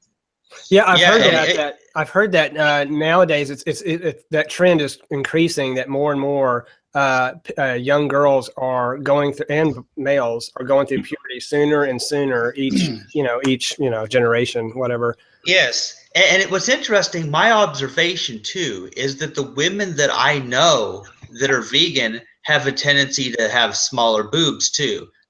But a lot of that is probably due to weight loss as well, because you end up losing so much weight and end up so lean half the time when you're vegan, but I do think I have this theory that the reason, because like every other animal, from how I understand it, the females of every other animal, they don't have boobs all the time. Only when they're pregnant and then nursing, and they just kind of go flat back the way they were before. Right. But my theory about why this does not happen with humans are the only animal on the planet that is habitually consuming the milk of another nursing animal. Humans are the only animal who does that, so that could account for such a thing. Right. And my girlfriend said that there's a theory, a conspiracy theory. She said maybe that the government is actually doing that so that people will reproduce, so that they'll reproduce more and overpopulate. Like with the hormones and with the the early puberty and stuff like that. But they're probably not that clever, right? They're probably not that clever. No, they're more clever. Well, I think they have all kinds of other programs and things that they're running. Okay, so what you're saying, Pafo, is that it could be that these hormones that people are consuming is actually making them hypersexual, making them have sex more than they would otherwise. Yeah. And then you have more teenage pregnancy, more STDs, more issues that the government can start to step in and control, and it's all about control. And in a weird way, there's population control created by that, because you're giving people diseases and then you're giving them the cure, and it's all about money. It's the whole thing. Or the semi-cure, because we were talking about that a while ago, about how those at the top, they're just pulling all these strings, trying to maximize their situation, and anything they can do to perpetuate this reliance on meat and dairy. And some of those documentaries kind of exposed some of the shenanigans that they were up to, trying to push that forward and keep that and suppress the truth and all that of why we shouldn't be eating meat. It's very interesting, because it does seem like, to a certain extent, they would want there to be a constant flow of new humans coming into existence, because it might actually hurt their industry if there was a rapid decline of the population, perhaps. Consumers, they're breeding consumers, just like they're breeding the cattle. They're breeding us as consumers, and basically carbon copies, just good little slaves to go into the workforce, to be a cog in the wheel, to keep the whole machine running. Mm-hmm. And isn't that interesting? Like, and here's something I noticed. Like, okay, so most like the people in the meat and dairy industries and eggs, of course, they're trying to breed animals. Whereas, as like you guys know, as vegans and as general animal lovers, you know, people who get their dogs and their cats sterilized, the people who care about long-term animal welfare and reducing suffering want to stop the animals from procreating. Mm-hmm. Yeah, Want it's to not. make money. There's a big, Yeah. big push in the vegan community that you have to get your dogs, cats spayed and neutered. That we don't ever want to buy from a breeder. We don't ever want to buy from a pet shop. We only adopt, you know, rescues and stuff, and we don't want to continue to perpetuate the cycle of having, you know, pets, which are basically like, you know, slaves for human entertainment. So we can have companion animals and we can care for them if they already exist, but we don't want to, you know, keep breeding them and breeding them. It's just like, it's like any other form of manipulation. We're breeding them for our entertainment, for our pleasure. You know, we take care of the animals that are already here, but we don't want to create more animals. And it's the same thing with antinatalism. That's why we also don't want to create more humans. And that's why it's a perfect fit. You find so many vegan antinatalists, and it does make sense. Have you found a lot? I don't know any others, Chandler. Well, I don't know, you know, come antinatalists besides Trick and you. Well, come to think of it, now, while Trick is the one that I know the best because I've talked to him for a long time, I do occasionally visit the antinatalist Facebook group, and I do have some Facebook friends who I haven't talked to very much but are in that group, but they're sharing stuff about antinatalism, but they're also sharing all this vegan related stuff. So I see that going on. I see that happens, like there's a connection there. Yeah. Maybe that's why those on the far right are always against birth control, because they want more humans to be, you know, to be born. And I you know, I don't want to get into speculating all kinds of crazy conspiracy theories, but I wouldn't be surprised. But I wouldn't be surprised, because I do know that they want more. They want more humans. I mean, I know they have a lot of other reasoning and even illogical reasoning of why they're against birth control. But I wouldn't be surprised if there have been those in the meat industry, in the dairy industry, that thought, hey, yeah, that fits into our agenda. Yeah. No, they want more humans because they just think we're supposed to procreate. That's what they're told, you know, in the Bible and in their Judeo traditions. Is that it's part of their religion. Yeah. It's part of their religion, and it's an interesting case because, like, the one thing that I think is so often overlooked, and I expect that this will continue for some time because, you know, most people are not vegan, but I do think a vegan has to consider when they're using birth control, like, they've got to consider what methods there are, because it's one thing, because if you're getting your tubes tied or you're getting a vasectomy or whatever, that is a way, that's something that's just done to you to stop your procreative function, or you could be celibate like me. But when people use like these birth control pills and stuff, then you have to consider, where's that coming from? Are animals harmed in the process of that? And then you've got all these other ethical concerns with those forms of temporary birth control, which I think sterilization ought to be the standard norm. What do you mean, Chandler? Like in the testing of to make those pills? Is that what you mean? Yeah. Whether it's animal testing of those products, you know, or if it's that some of those products are derived from animals, because they might be animal hormones that people are putting in them. There's all kinds of different methods, but and so that's my thing. Is I think like it should be standard procedure, like a standard part of health insurance ought to be that sterilization procedure should be covered. I would think that this is a whole other subject, like the idea of, you know, parenting, how what an incredible responsibility it is, and how people don't take it seriously, and that people should, I believe people should be screened, and they should be financially and mentally, emotionally stable before they're even allowed to have children. The worst atrocity of the human experience, of human societies, is the fact that we can all just have sex and have children. That those children could be raised in horrible conditions and horrible environments, and there's no laws against what's the word, like there should be a standard that you have to qualify in order to be a parent. And I know that sounds totalitarian. I know.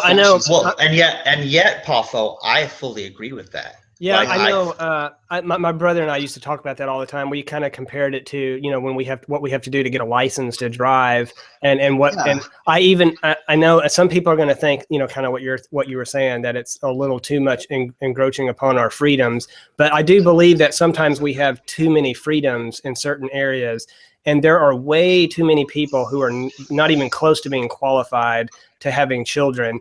And have y'all seen that movie Idiocracy?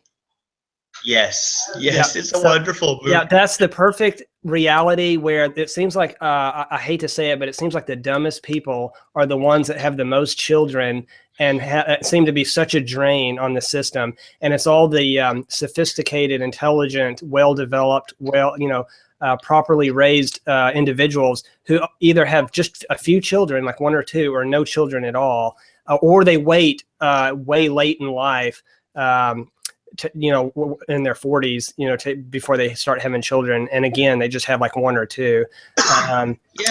It's true. It's absolutely true. I believe that that's an accurate portraying, because when you have these intellectuals, you have these really smart people who have goals in their life, things they want to accomplish, important causes they care about. They're going to be doing that rather than procreating. They don't want to be a parent because they want to have this other thing they want to pursue, for one thing. Right. I judge a person's intelligence level by the fact of whether or not they are choosing to have children, honestly. Yeah. Like, I think anybody that chooses to have children now is it's complete selfishness. It's completely self-centered. The only thing is how to police such a thing. Like, let's say they did implement these laws and they ratified it and all that. How to catch people, because there's going to be those who nature takes its course, that they're with a woman or a woman's with a man, and they're intimate. She gets pregnant. A lot of that's going to happen, even though they weren't supposed to. And then they're not going to want to have the abortion. So there's a lot of problems too. I'm all for mass sterilization. I mean, go ahead, and if they're doing it with the chemtrails and they're seeding it, I'm fine with it, man. Go ahead and sterilize everybody. I know, and I feel the same without way, without their consent, because most people are too stupid. They don't deserve it. They're not smart enough. They don't have the capacity to be good. The other problem is that we run into is who's the panel that's gonna, and how are we going to determine who is fit and who's not fit to raise children?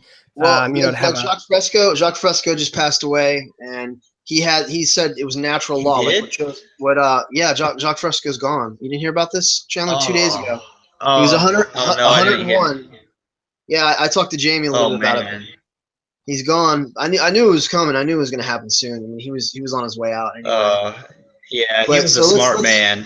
He was a great man. Yeah. Let's say a word about him. I mean, he would say that like, as Peter Joseph, picked up, from his ideas and his philosophies, that natural law, basically, you don't have one person decide. You don't have a committee or whatever. You literally have the consequences, are there. We can see it. We use logic and reason, and literally, just reality itself determines, what kind of system, what kind of structure you have, and then you punch it all into computers, and the computer, you automate everything, and it's done for you. And we're already doing that in so many other ways. But then with every advancement, everyone's always afraid and says, "Oh no, machines are going to take over the world. Machines are going to take over." But we're relying on machines in so many different ways right now that we I'm not clear on what you were describing there. Were you describing a computer system that would help educate us to know how to govern ourselves in terms of no using the data, using the information that we have, the statistical information that we have, whether it's resource management, psychological factors, environmental factors, just using the data itself, using what's there, what exists, and literally punching that into a computer that can do computations and calculations like a million times faster than we can. Well, and then it puts out it can extrapolate the results. I get that part, but when it comes to communicating that to Hillbilly Bob and Peggy Sue, no. Well, what we're talking about is starting a new kind of society, restructuring society, and then it grows and it spreads. And literally, we give people the access to the resources, and the people that they don't have to work.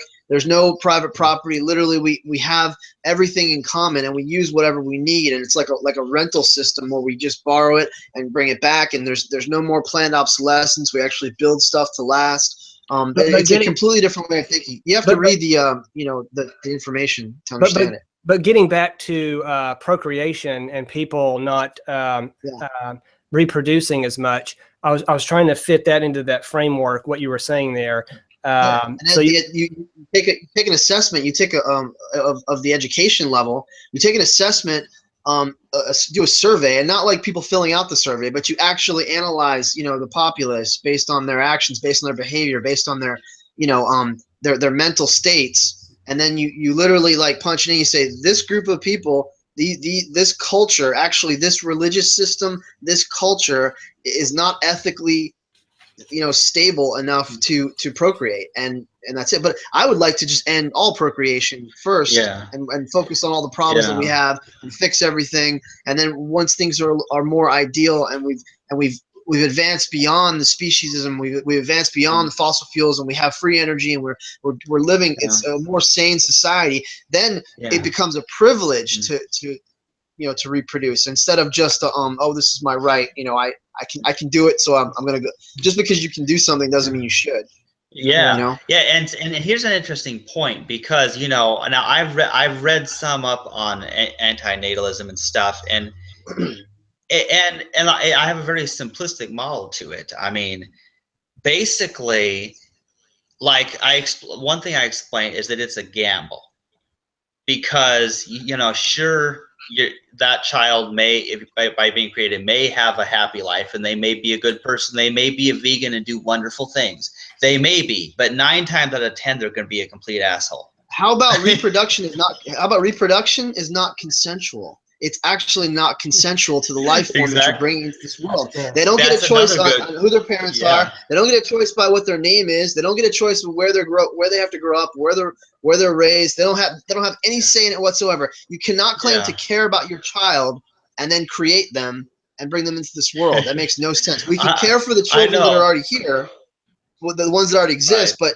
bringing a new life into this world is the most selfish and self-centered thing. It's entirely for the sake of the parents, because they want something to coddle, they want something to nurture, they want to have something that they want to fix their marriage, because their marriage is going to shit. So let's make a baby and it'll bring us together.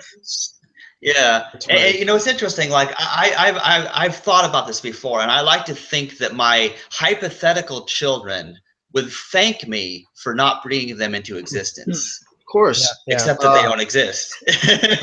I'm not even up to date on the language as you might be, Chandler. But there is that scenario. You weigh out what's the Trick would know. Well, Trick should be here. With the scenario that if there's going to be pain and suffering, if there's going to be any pain and suffering in a life, does it balance out? Does the potential or possible pleasure, or fulfillment outweigh the negativity and the suffering? And like any way you look at it, like it doesn't balance out. Like it's completely unethical. It's completely unethical to have children right now.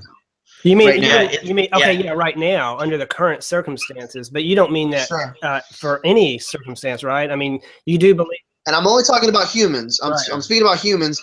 Actually, Trick gets into that we shouldn't let animals reproduce either, because they're going to suffer and blah, blah, blah. But I say just humans right now. Okay, but you're talking about under the current circumstances, though, right?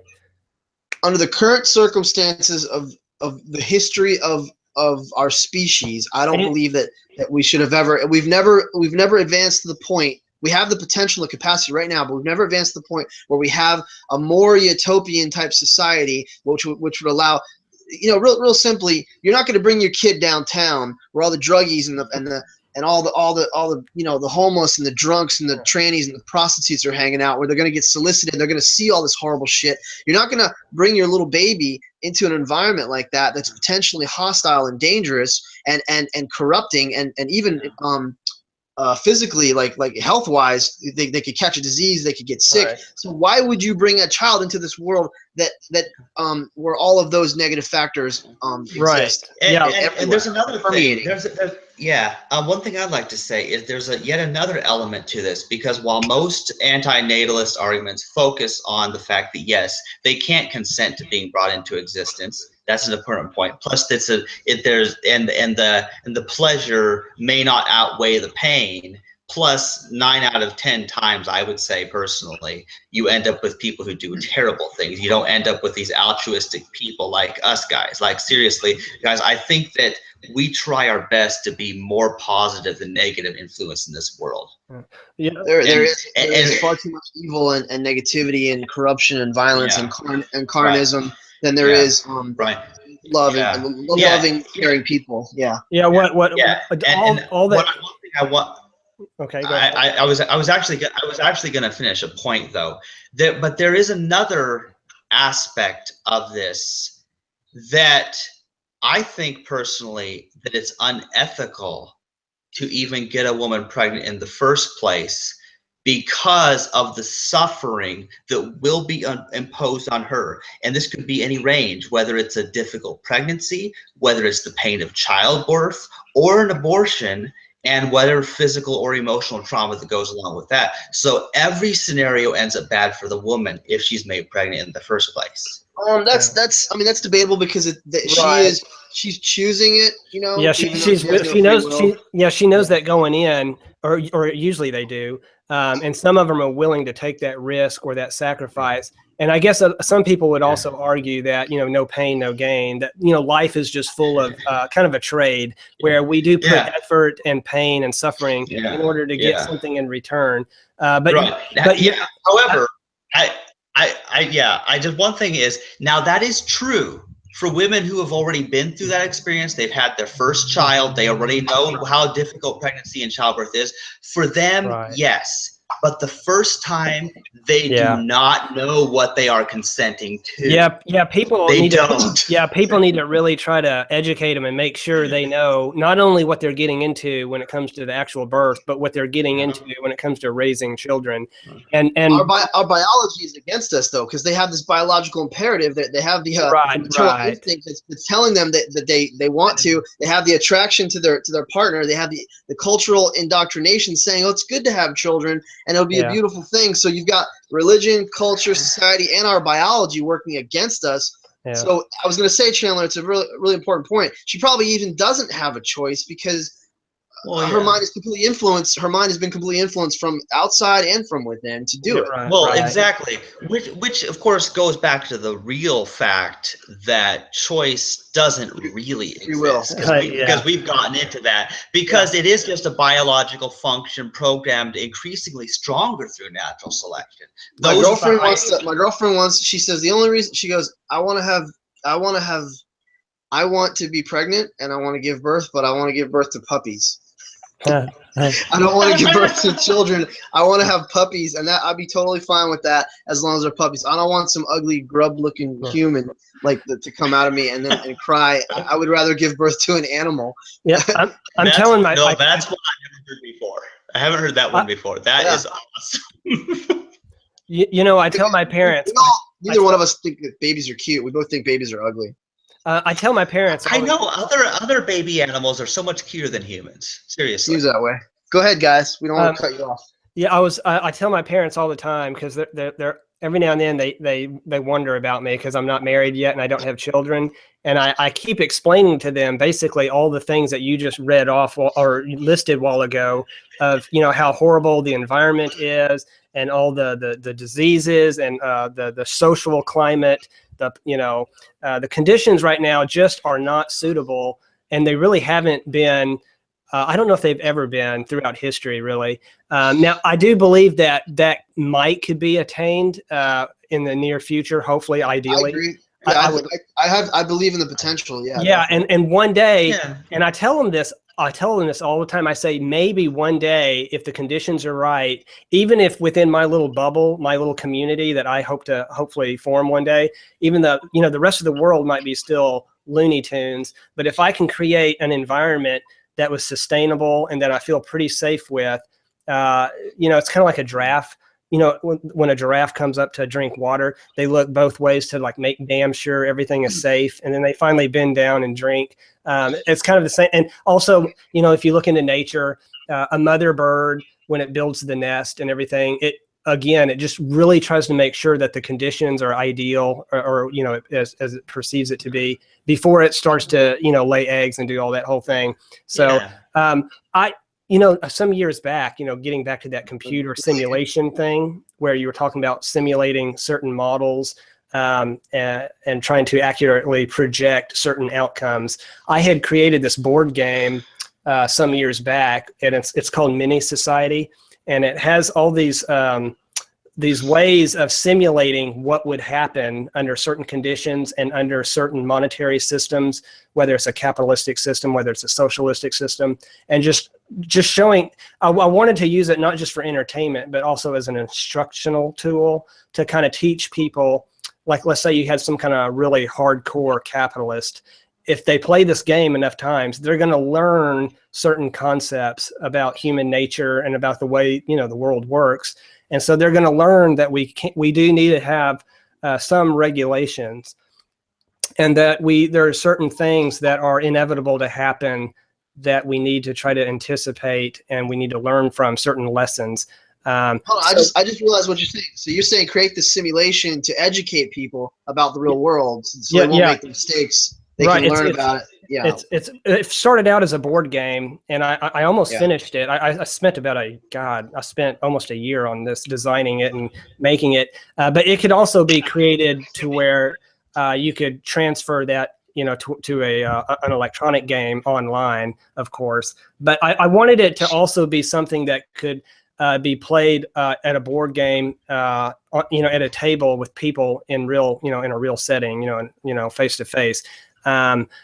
Because there's all these things, this interactive quality to it, but it's supposed to simulate the outcome. For example, you could draw a card, for example, that says, okay, a tornado came through and destroyed your neighborhood, and blah blah blah. So probability is incorporated into the game, just like it is in life. How there are certain probabilities of good things that happen to us, and, you know, negative things that happen to us. And you have to learn how to navigate that reality that we're all faced with in life. Because, you know, in life, that, you know, some people naively believe that if they go to church and they try to follow all the rules, that nothing bad will ever happen to them. And the truth is, reality just doesn't work that way. There's no such thing as karma. You know, it's like bad shit happens to good people, good things happen to bad people. You know, good things happen to good people sometimes, and bad things happen to people sometimes. The only thing is, the closest you can come to the karma thing is it can increase the probability. Like if you do walk a straight and narrow path, and you try to do good, and you try to treat other people with decency. It depends on the society you live in. It completely depends on the society you're in. Yeah, but even still, it can raise the probability more and more. The more you try to do right, which is why both of you, try to be a good person. You try to walk a straight path, and you try to spread a positive influence, because the universe, it increases the odds that the universe is going to treat you with equal kindness as a response to that. I don't know how it works. I know you have that kind of. I know you believe in that sort of equality, or that. And the same thing happens with people who do wrong. The more wrong you do, the more it increases the odds that probably gotta go to bed. That the universe will harm you in return. Well, yeah. Well, okay. Now, although it's true, I probably should get to bed soon, because I'm actually getting a little bit tired here, in case you can't tell. But I wanted to respond to what Gaius was saying and what you were saying, Pafo, about this karma thing. And here's how I would say it. There is no guarantee that what we do will benefit us. However, it's about being the change you want to see in the world, and you treat others as you would want to be treated, in the hopes that they will learn and treat you the way that you want to be treated. And that it's a reciprocal thing. let's get even deeper on the philosophical. I mean, why be good? You know, like good people actually don't succeed. It's the shrewd, the greedy, the people who take advantage of others who actually become successful. What is our motivation as ethical people, which I think we are for being good? I'm good because it's like it's who I am. I care, and I try to just be the best that I can be. I have this thing in me that I want to live up to my fullest potential, you know? In some way it fulfills you to be good. So in some way you are getting rewarded. No. Don't. That's what George would say. George, well, you're getting a reward. Pleasure, avoid pain. So you're you're getting a reward. You're not really being good for goodness sake. You're being good because you enjoy the pleasure of being good, or you like the validation of it. You think that's I don't get validation from anybody. I mean, maybe I mean, I'm talking about from yourself, even from yourself. Yeah. Listen, I you know.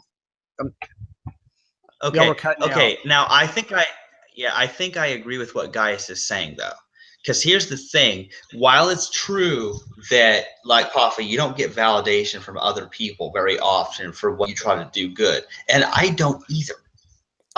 The only people who even understand and maybe approve of the lifestyle I'm trying to live and causing as little harm as possible is, a vegan pantheist type universe carrying people like you guys. I don't get that from anybody else that I know.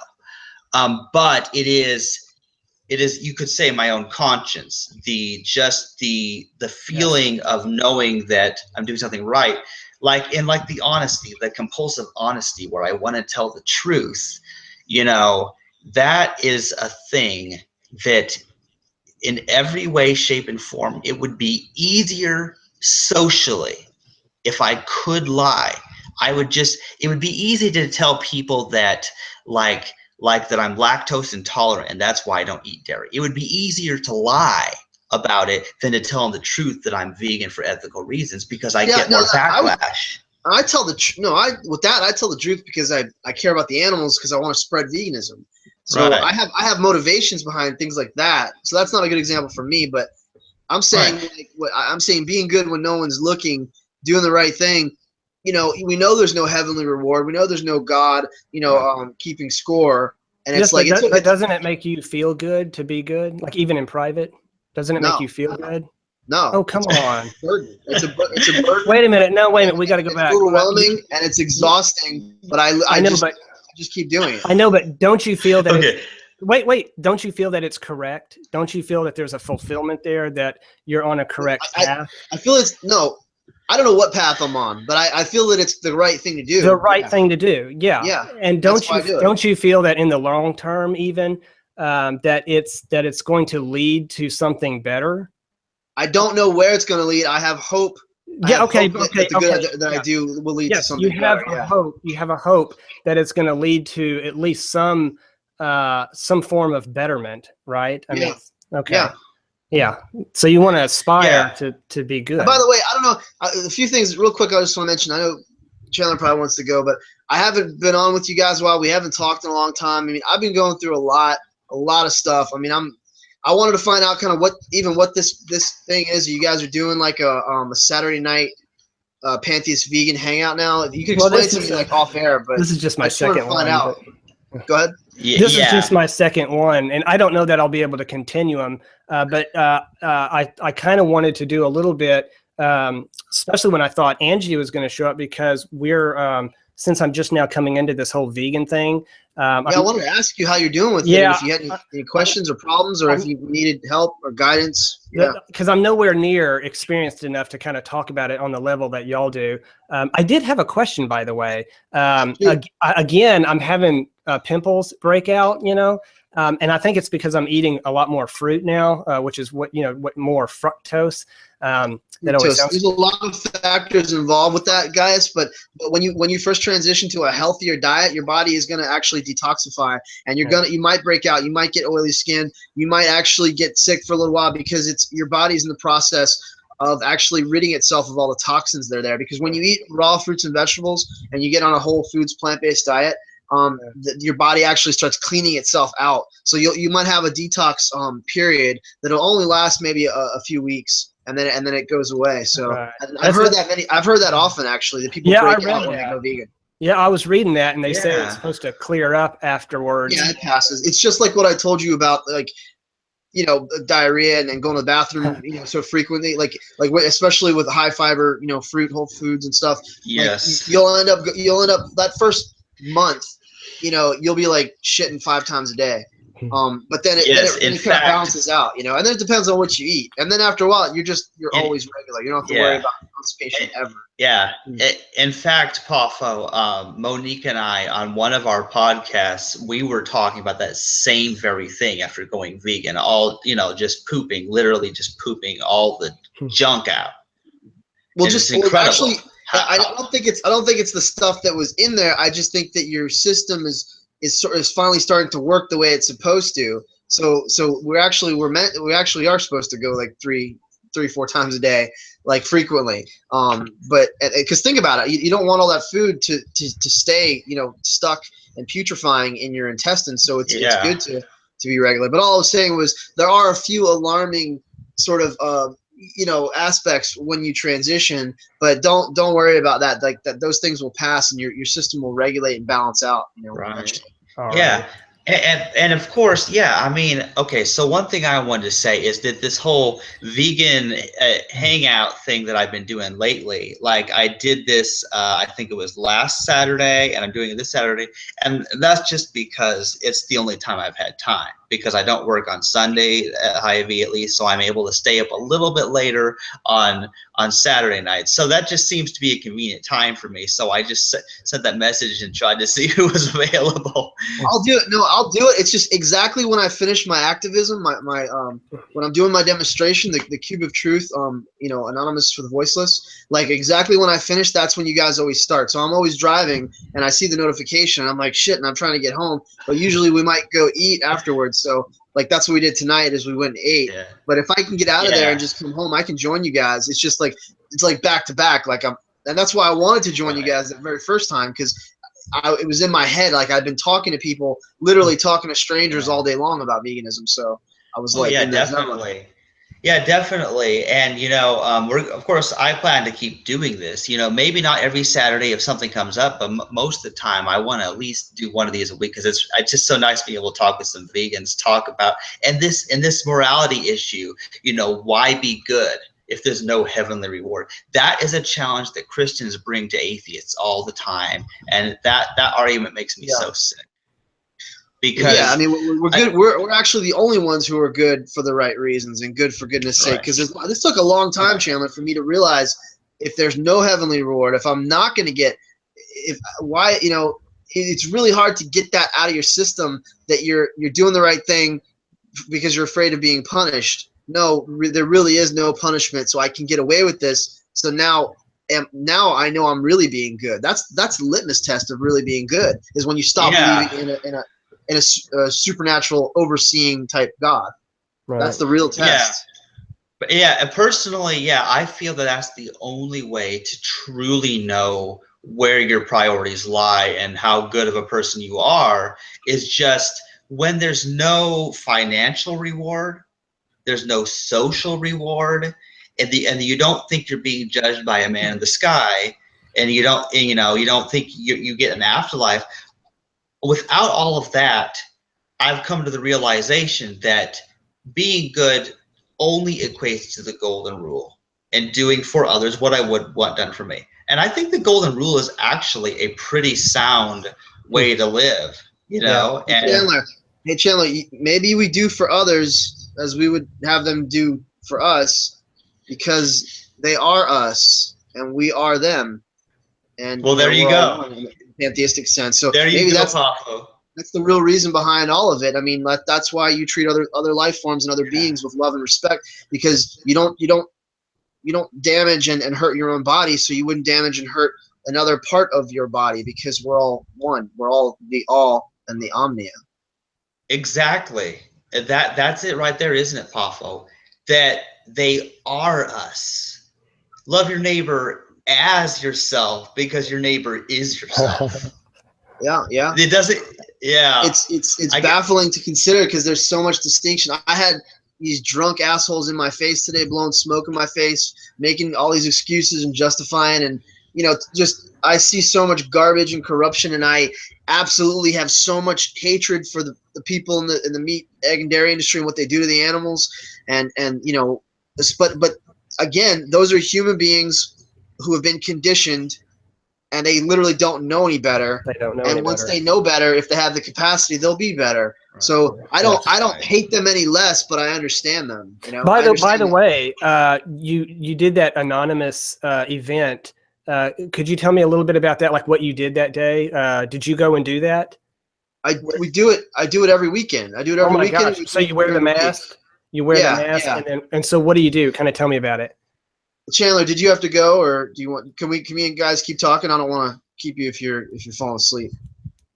Well, I gotta go in a little bit, but in fact, we'll probably wrap it up just after if I can get, and then because I gotta go too. Okay, so Anonymous for the Voiceless is essentially a animal liberation, animal rights activism demonstration or group of volunteers of activists who the formula, like the format is you have several volunteers stand in a cube formation, like facing in all directions. Right.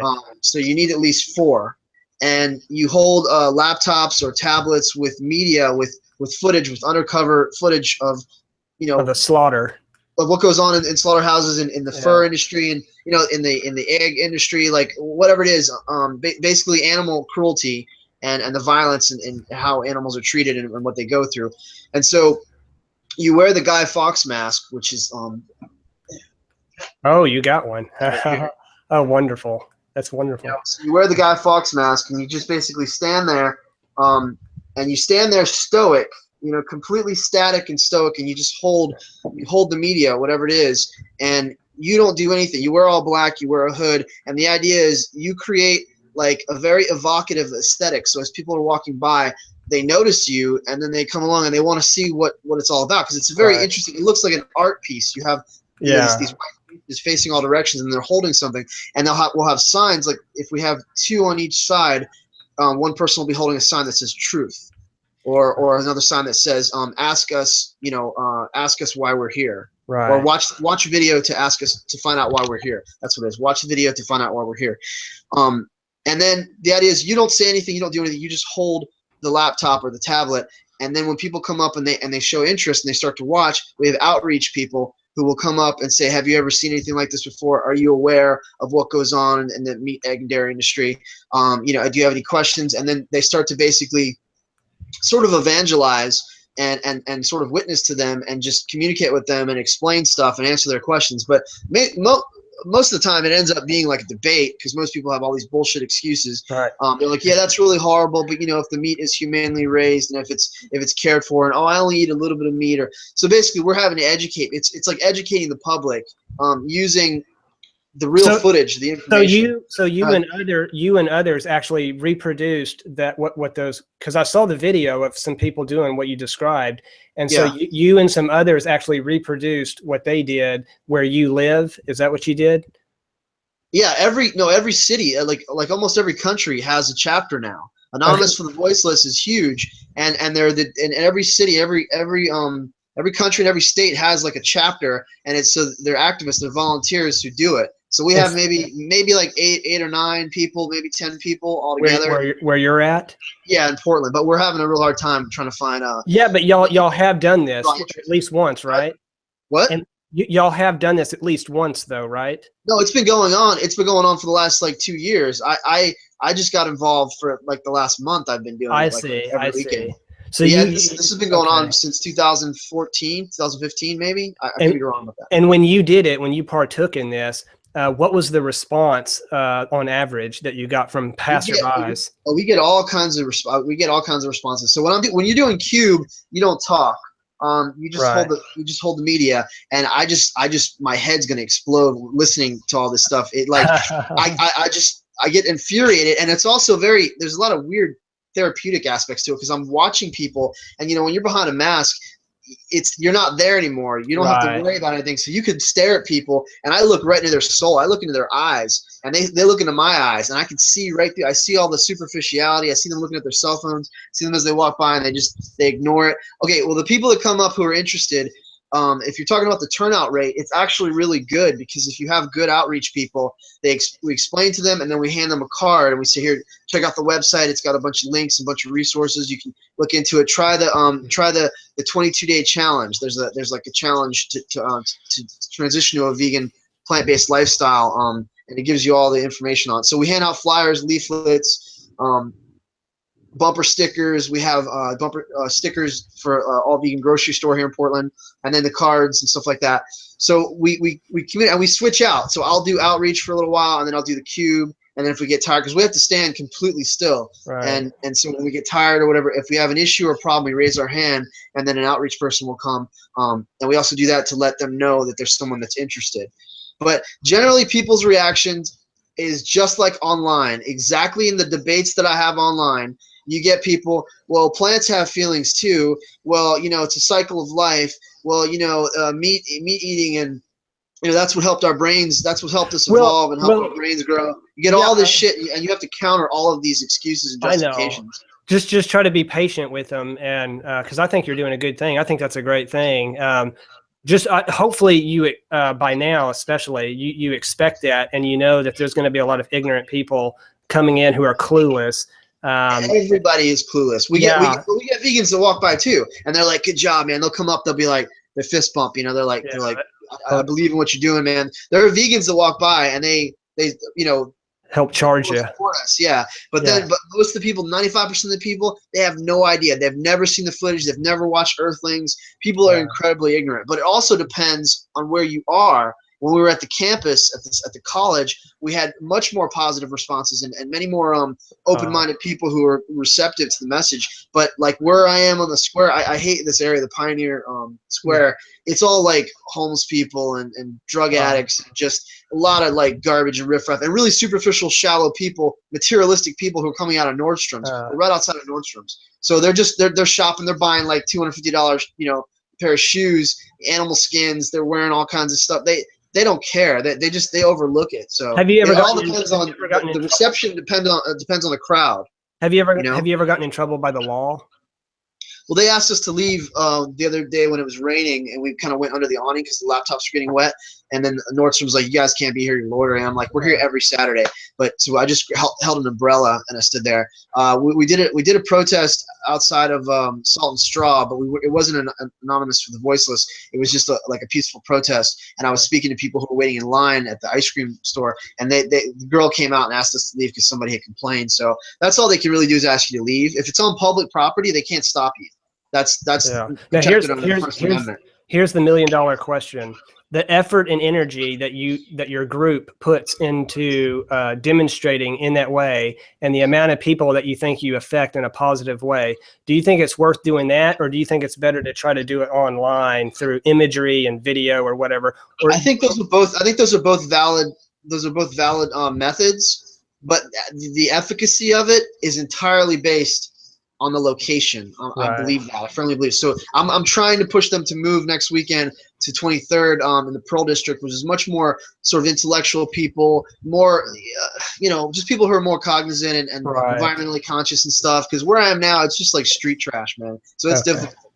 So I believe that once we move, the energy and the effort that we're putting into it, because we're all putting our hearts into it, it'll pay off more when we move to a different location.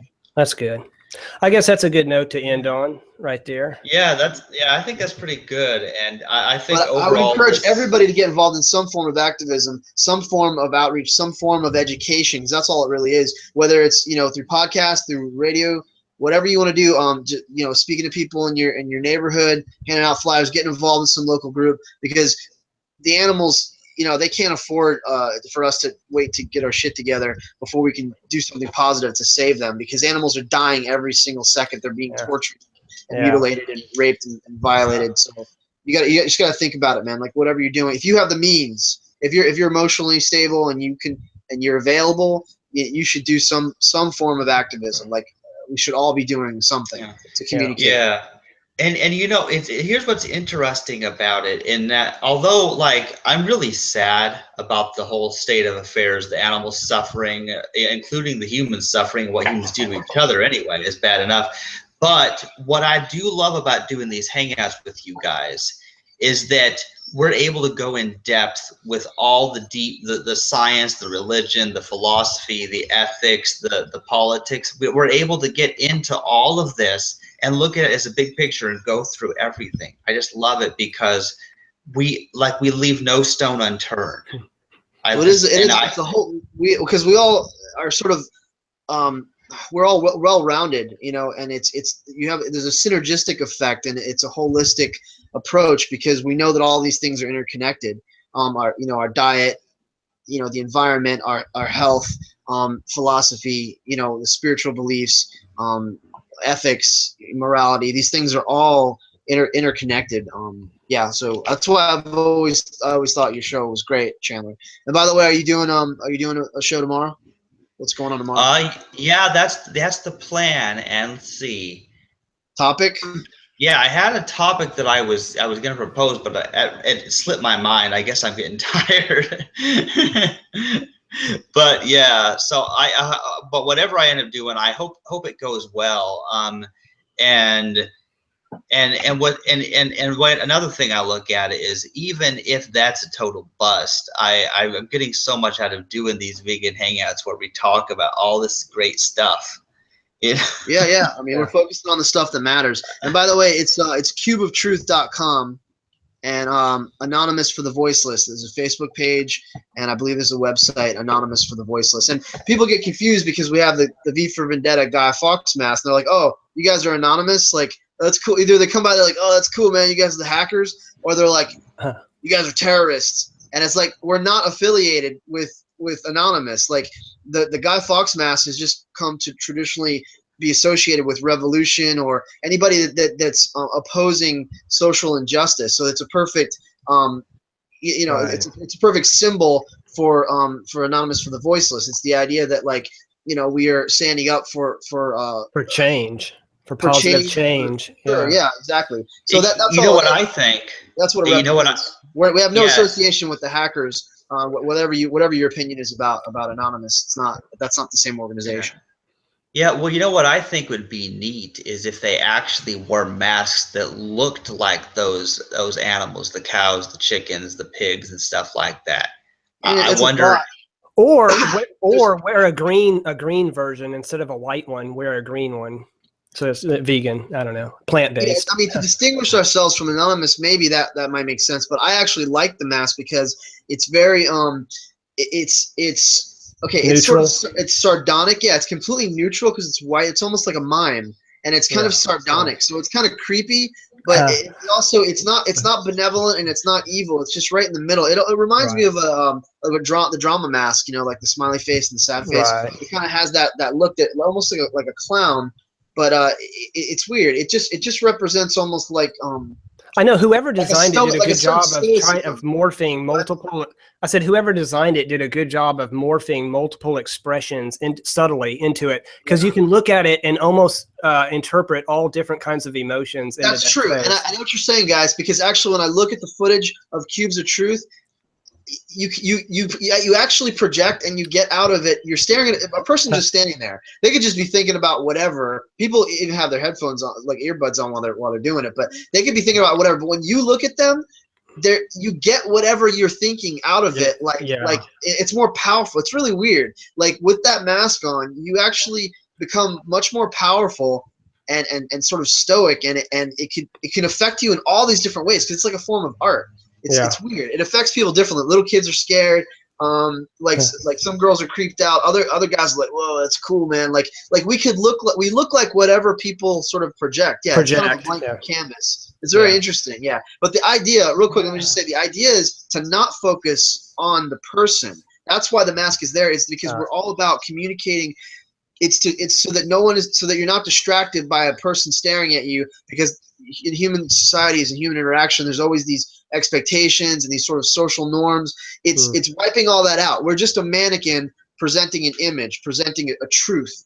and that's it. So it bypasses the person. I mean, we could actually have mannequins stand there and hold it. Yeah, I or mean, just that's the idea. yeah, or just have it attached to some kind of marble block, where. But the idea that it's humanoid, that's important too, Oh, because you're okay. seeing a human standing there, and you're like, what is that? Is that a mannequin or a robot? What is it? So it's a brilliant concept. The idea of it. Yeah. It actually works. I'll send you guys some videos in other countries and how they do and how moving, because women will break down and cry. They'll get emotional. They'll see, because some people have never seen this kind of stuff before. Yeah, I just saw that Yeah. one example, but I didn't know that there were different chapters and different groups doing this. They're in like 50 countries, man. Like, That'll be cool. I'll be looking at Yeah. that on YouTube tonight. I'll be trying to Yeah, find this. and it's very interesting, Pafo, because I actually knew nothing about this anonymous for the voiceless thing, but I did see like some pictures that you sent me on Facebook where you were wearing the mask, and so now I know a little bit more what that was about. Yeah, He's not crazy. Anyway, he's not crazy. well, yeah, he's I'm a little crazy. crazy. He's crazy. Crazy. He's crazy, but in the best way. Yeah. But I've been getting pretty bogged down and burnt out, though. I'm gonna have to go see a movie or do something relaxing, because I've been around a lot of negativity lately, a lot of stuff. I've just been really just giving it my all in every direction. So yeah, don't overwhelm yourself. Yeah, pace Too late. yourself. Yeah. Don't pace yourself. too late. Yeah. We'll see though. But you gotta take care of yourself first. Like I always tell you guys, it's all about balance. So Yeah. All righty, folks. Yeah. So yeah. I guess I should probably close it down for me. So thanks for actually thanks for finally sending me the invite and not ignoring me this time. I appreciate it. I caught the tail end of it. Yeah, see, here's the thing. Yeah, because I had sent the link in the chat a long time ago. I don't know if Pafo that was what you used. Yeah, apparently you weren't listening to us, because we were telling you that it's in the group chat with Angie, Chandler, me. I saw that. I didn't see the link at all. I saw that. I told you to scroll up a little bit and to click on. Okay. But I finally went ahead and pasted it in our conversation. So the best way, because it's like I can't get through to you guys like any other way. When you do this with or without me, just send the link to me, just whether I'm there or not, so that I have the link. And by the way, you guys, I don't know unless you don't want me to join you, unless it's like just you guys want to. And if you, I don't know if you heard also, but my and just FYI, just FYI, Pafo, I know you don't have your shirt on right now, but I'm still planning on keeping this video public. I hope that's okay, because I like having the visuals here. It's fine, man. I'm just hot. I just come home and I'm like, I'm trying to relax. That's all. Yeah. Okay. And I didn't want you to think I ignored you. I saw that you tried to call my cell phone. My cell phone's downstairs. So, and my brother and I, we always keep that like on the fireplace mantle. So that'll happen a lot. But I didn't want you to think I ignored you, because I saw that you wrote that, and I thought you were listening to us live, and so I was trying to talk to you, through this hangout, even though you weren't. Yeah. And see, the problem I have is when I have this. I'm always there. Go ahead. Yeah. The problem I have when I'm doing these Google Hangouts is that I have the other browser window closed, and it won't let me reopen Google Chrome to access Facebook while I'm doing this. So it's weird. Yeah, it's cool. It's all good. Just send me a link when you guys do it, unless you don't want it, an anti-pop show, and and then I'll just watch it. I'll just watch it and be like, oh, you fuckers. we weren't being anti-Pafo, but we talked about this, Pafo. Last time Angie, Gaius, and I had so much to say that it would have been too chaotic if you were on there. That was a good show. Yeah, I actually don't think you should ever really have more than 4, unless you got somebody really quiet and passive. Yeah, I think more than 3. I mean, any more than 3 is too much. That was my rule. Yeah, I agree. That was a good show. And at the very beginning, I don't know if you heard or caught it, but we desperately wanted to try to get you into this one in the beginning, and we kept trying to contact you. Wait, this time? This time? Yeah. Well, I missed that. Yeah, I must have missed that one But finally your thing popped up, and then I told Chandler, and so we finally got you in, and we're able to give you a full hour, actually over an hour, I think now. Yeah, that's good. And we actually ended up talking for almost an hour before we actually started recording. I was showing him my art in Inkscape and talking about open broadcaster software, technical geeky details. Nerd stuff, yeah, sure. Yeah. How would you guys feel about having maybe other volunteers from my group on the show talking about veganism and stuff on this? Totally. Yeah, they can talk. We can talk more about activism, because I don't think you guys have ever really explored activism. The idea of trying to communicate the truth of the reality of what's going on with animals and stuff. I'm just kind of now. I mean, I'm just kind of now meeting the vegans through the internet of recently. Just really, because it's certainly not my local area where I live. Yeah, I know it's difficult, man. You got to reach out, and you got to try to find like-minded people that are like-minded. And if it's if the internet's your only medium to do it, then do it. Yeah, tomorrow I actually plan to set aside a couple of hours of preparing an essay and a list of links that I plan to send out to family members. And I've been calling them and talking to them both on the phone and through Skype, kind of prepping them.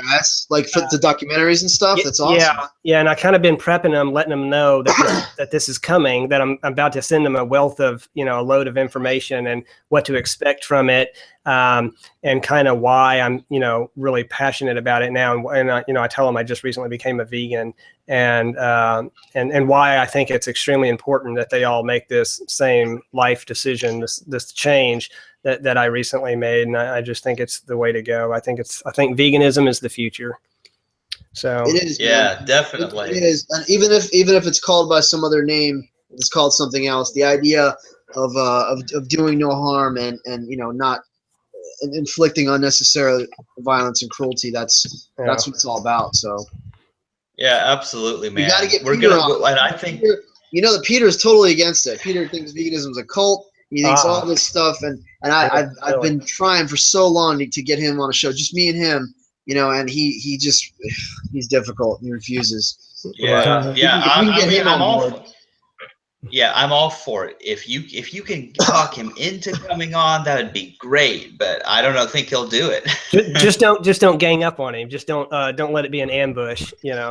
He thinks I'm always picking on him. He always thinks he always feels like he has to defend himself. He always gets on the defense. He's always really reactionary when it comes to this stuff. But I don't know. And he's seen the documentaries. I think he's seen Cowspiracy. That's it. And he doesn't believe veganism is the answer. He believes sustainability is the answer, and we shouldn't tell people what to put in their bodies. There shouldn't be a blanket. There's no black or white blanket solution. That's his mentality. Send him food in this choices. case, there is. Yeah, in my opinion, I do think that James Aspey says, this is serious. It's the difference between freedom and enslavement. Between like torture and peace, between life and death, and the possible survival of our planet.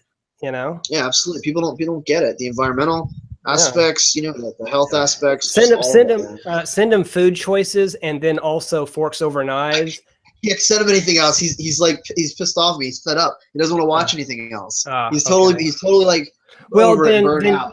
Just give it some time to rest then, and then slowly revisit that a little bit. It'll happen, because like I said, I really do believe that it is the future, and more people, whether he says I'll never be vegan. He swears. He's like, I'll never ever be vegan. Well, that may be. That may be. Hey guys, let me know, man. Like when we get off here, if you have any tips or any questions, if you still, because I know we've been out of touch.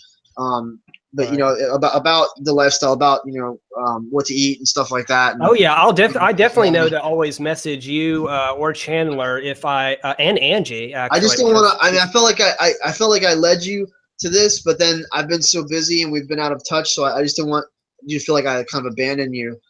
No, I'm good. You're on your own. Okay. In fact, everything has been going smoothly, and your participation in has been a nice, it's not too overbearing and it's not too lacking, in my opinion. I think you did a nice balance of touch and go and kind of finding out how I'm doing and leading me to the right information.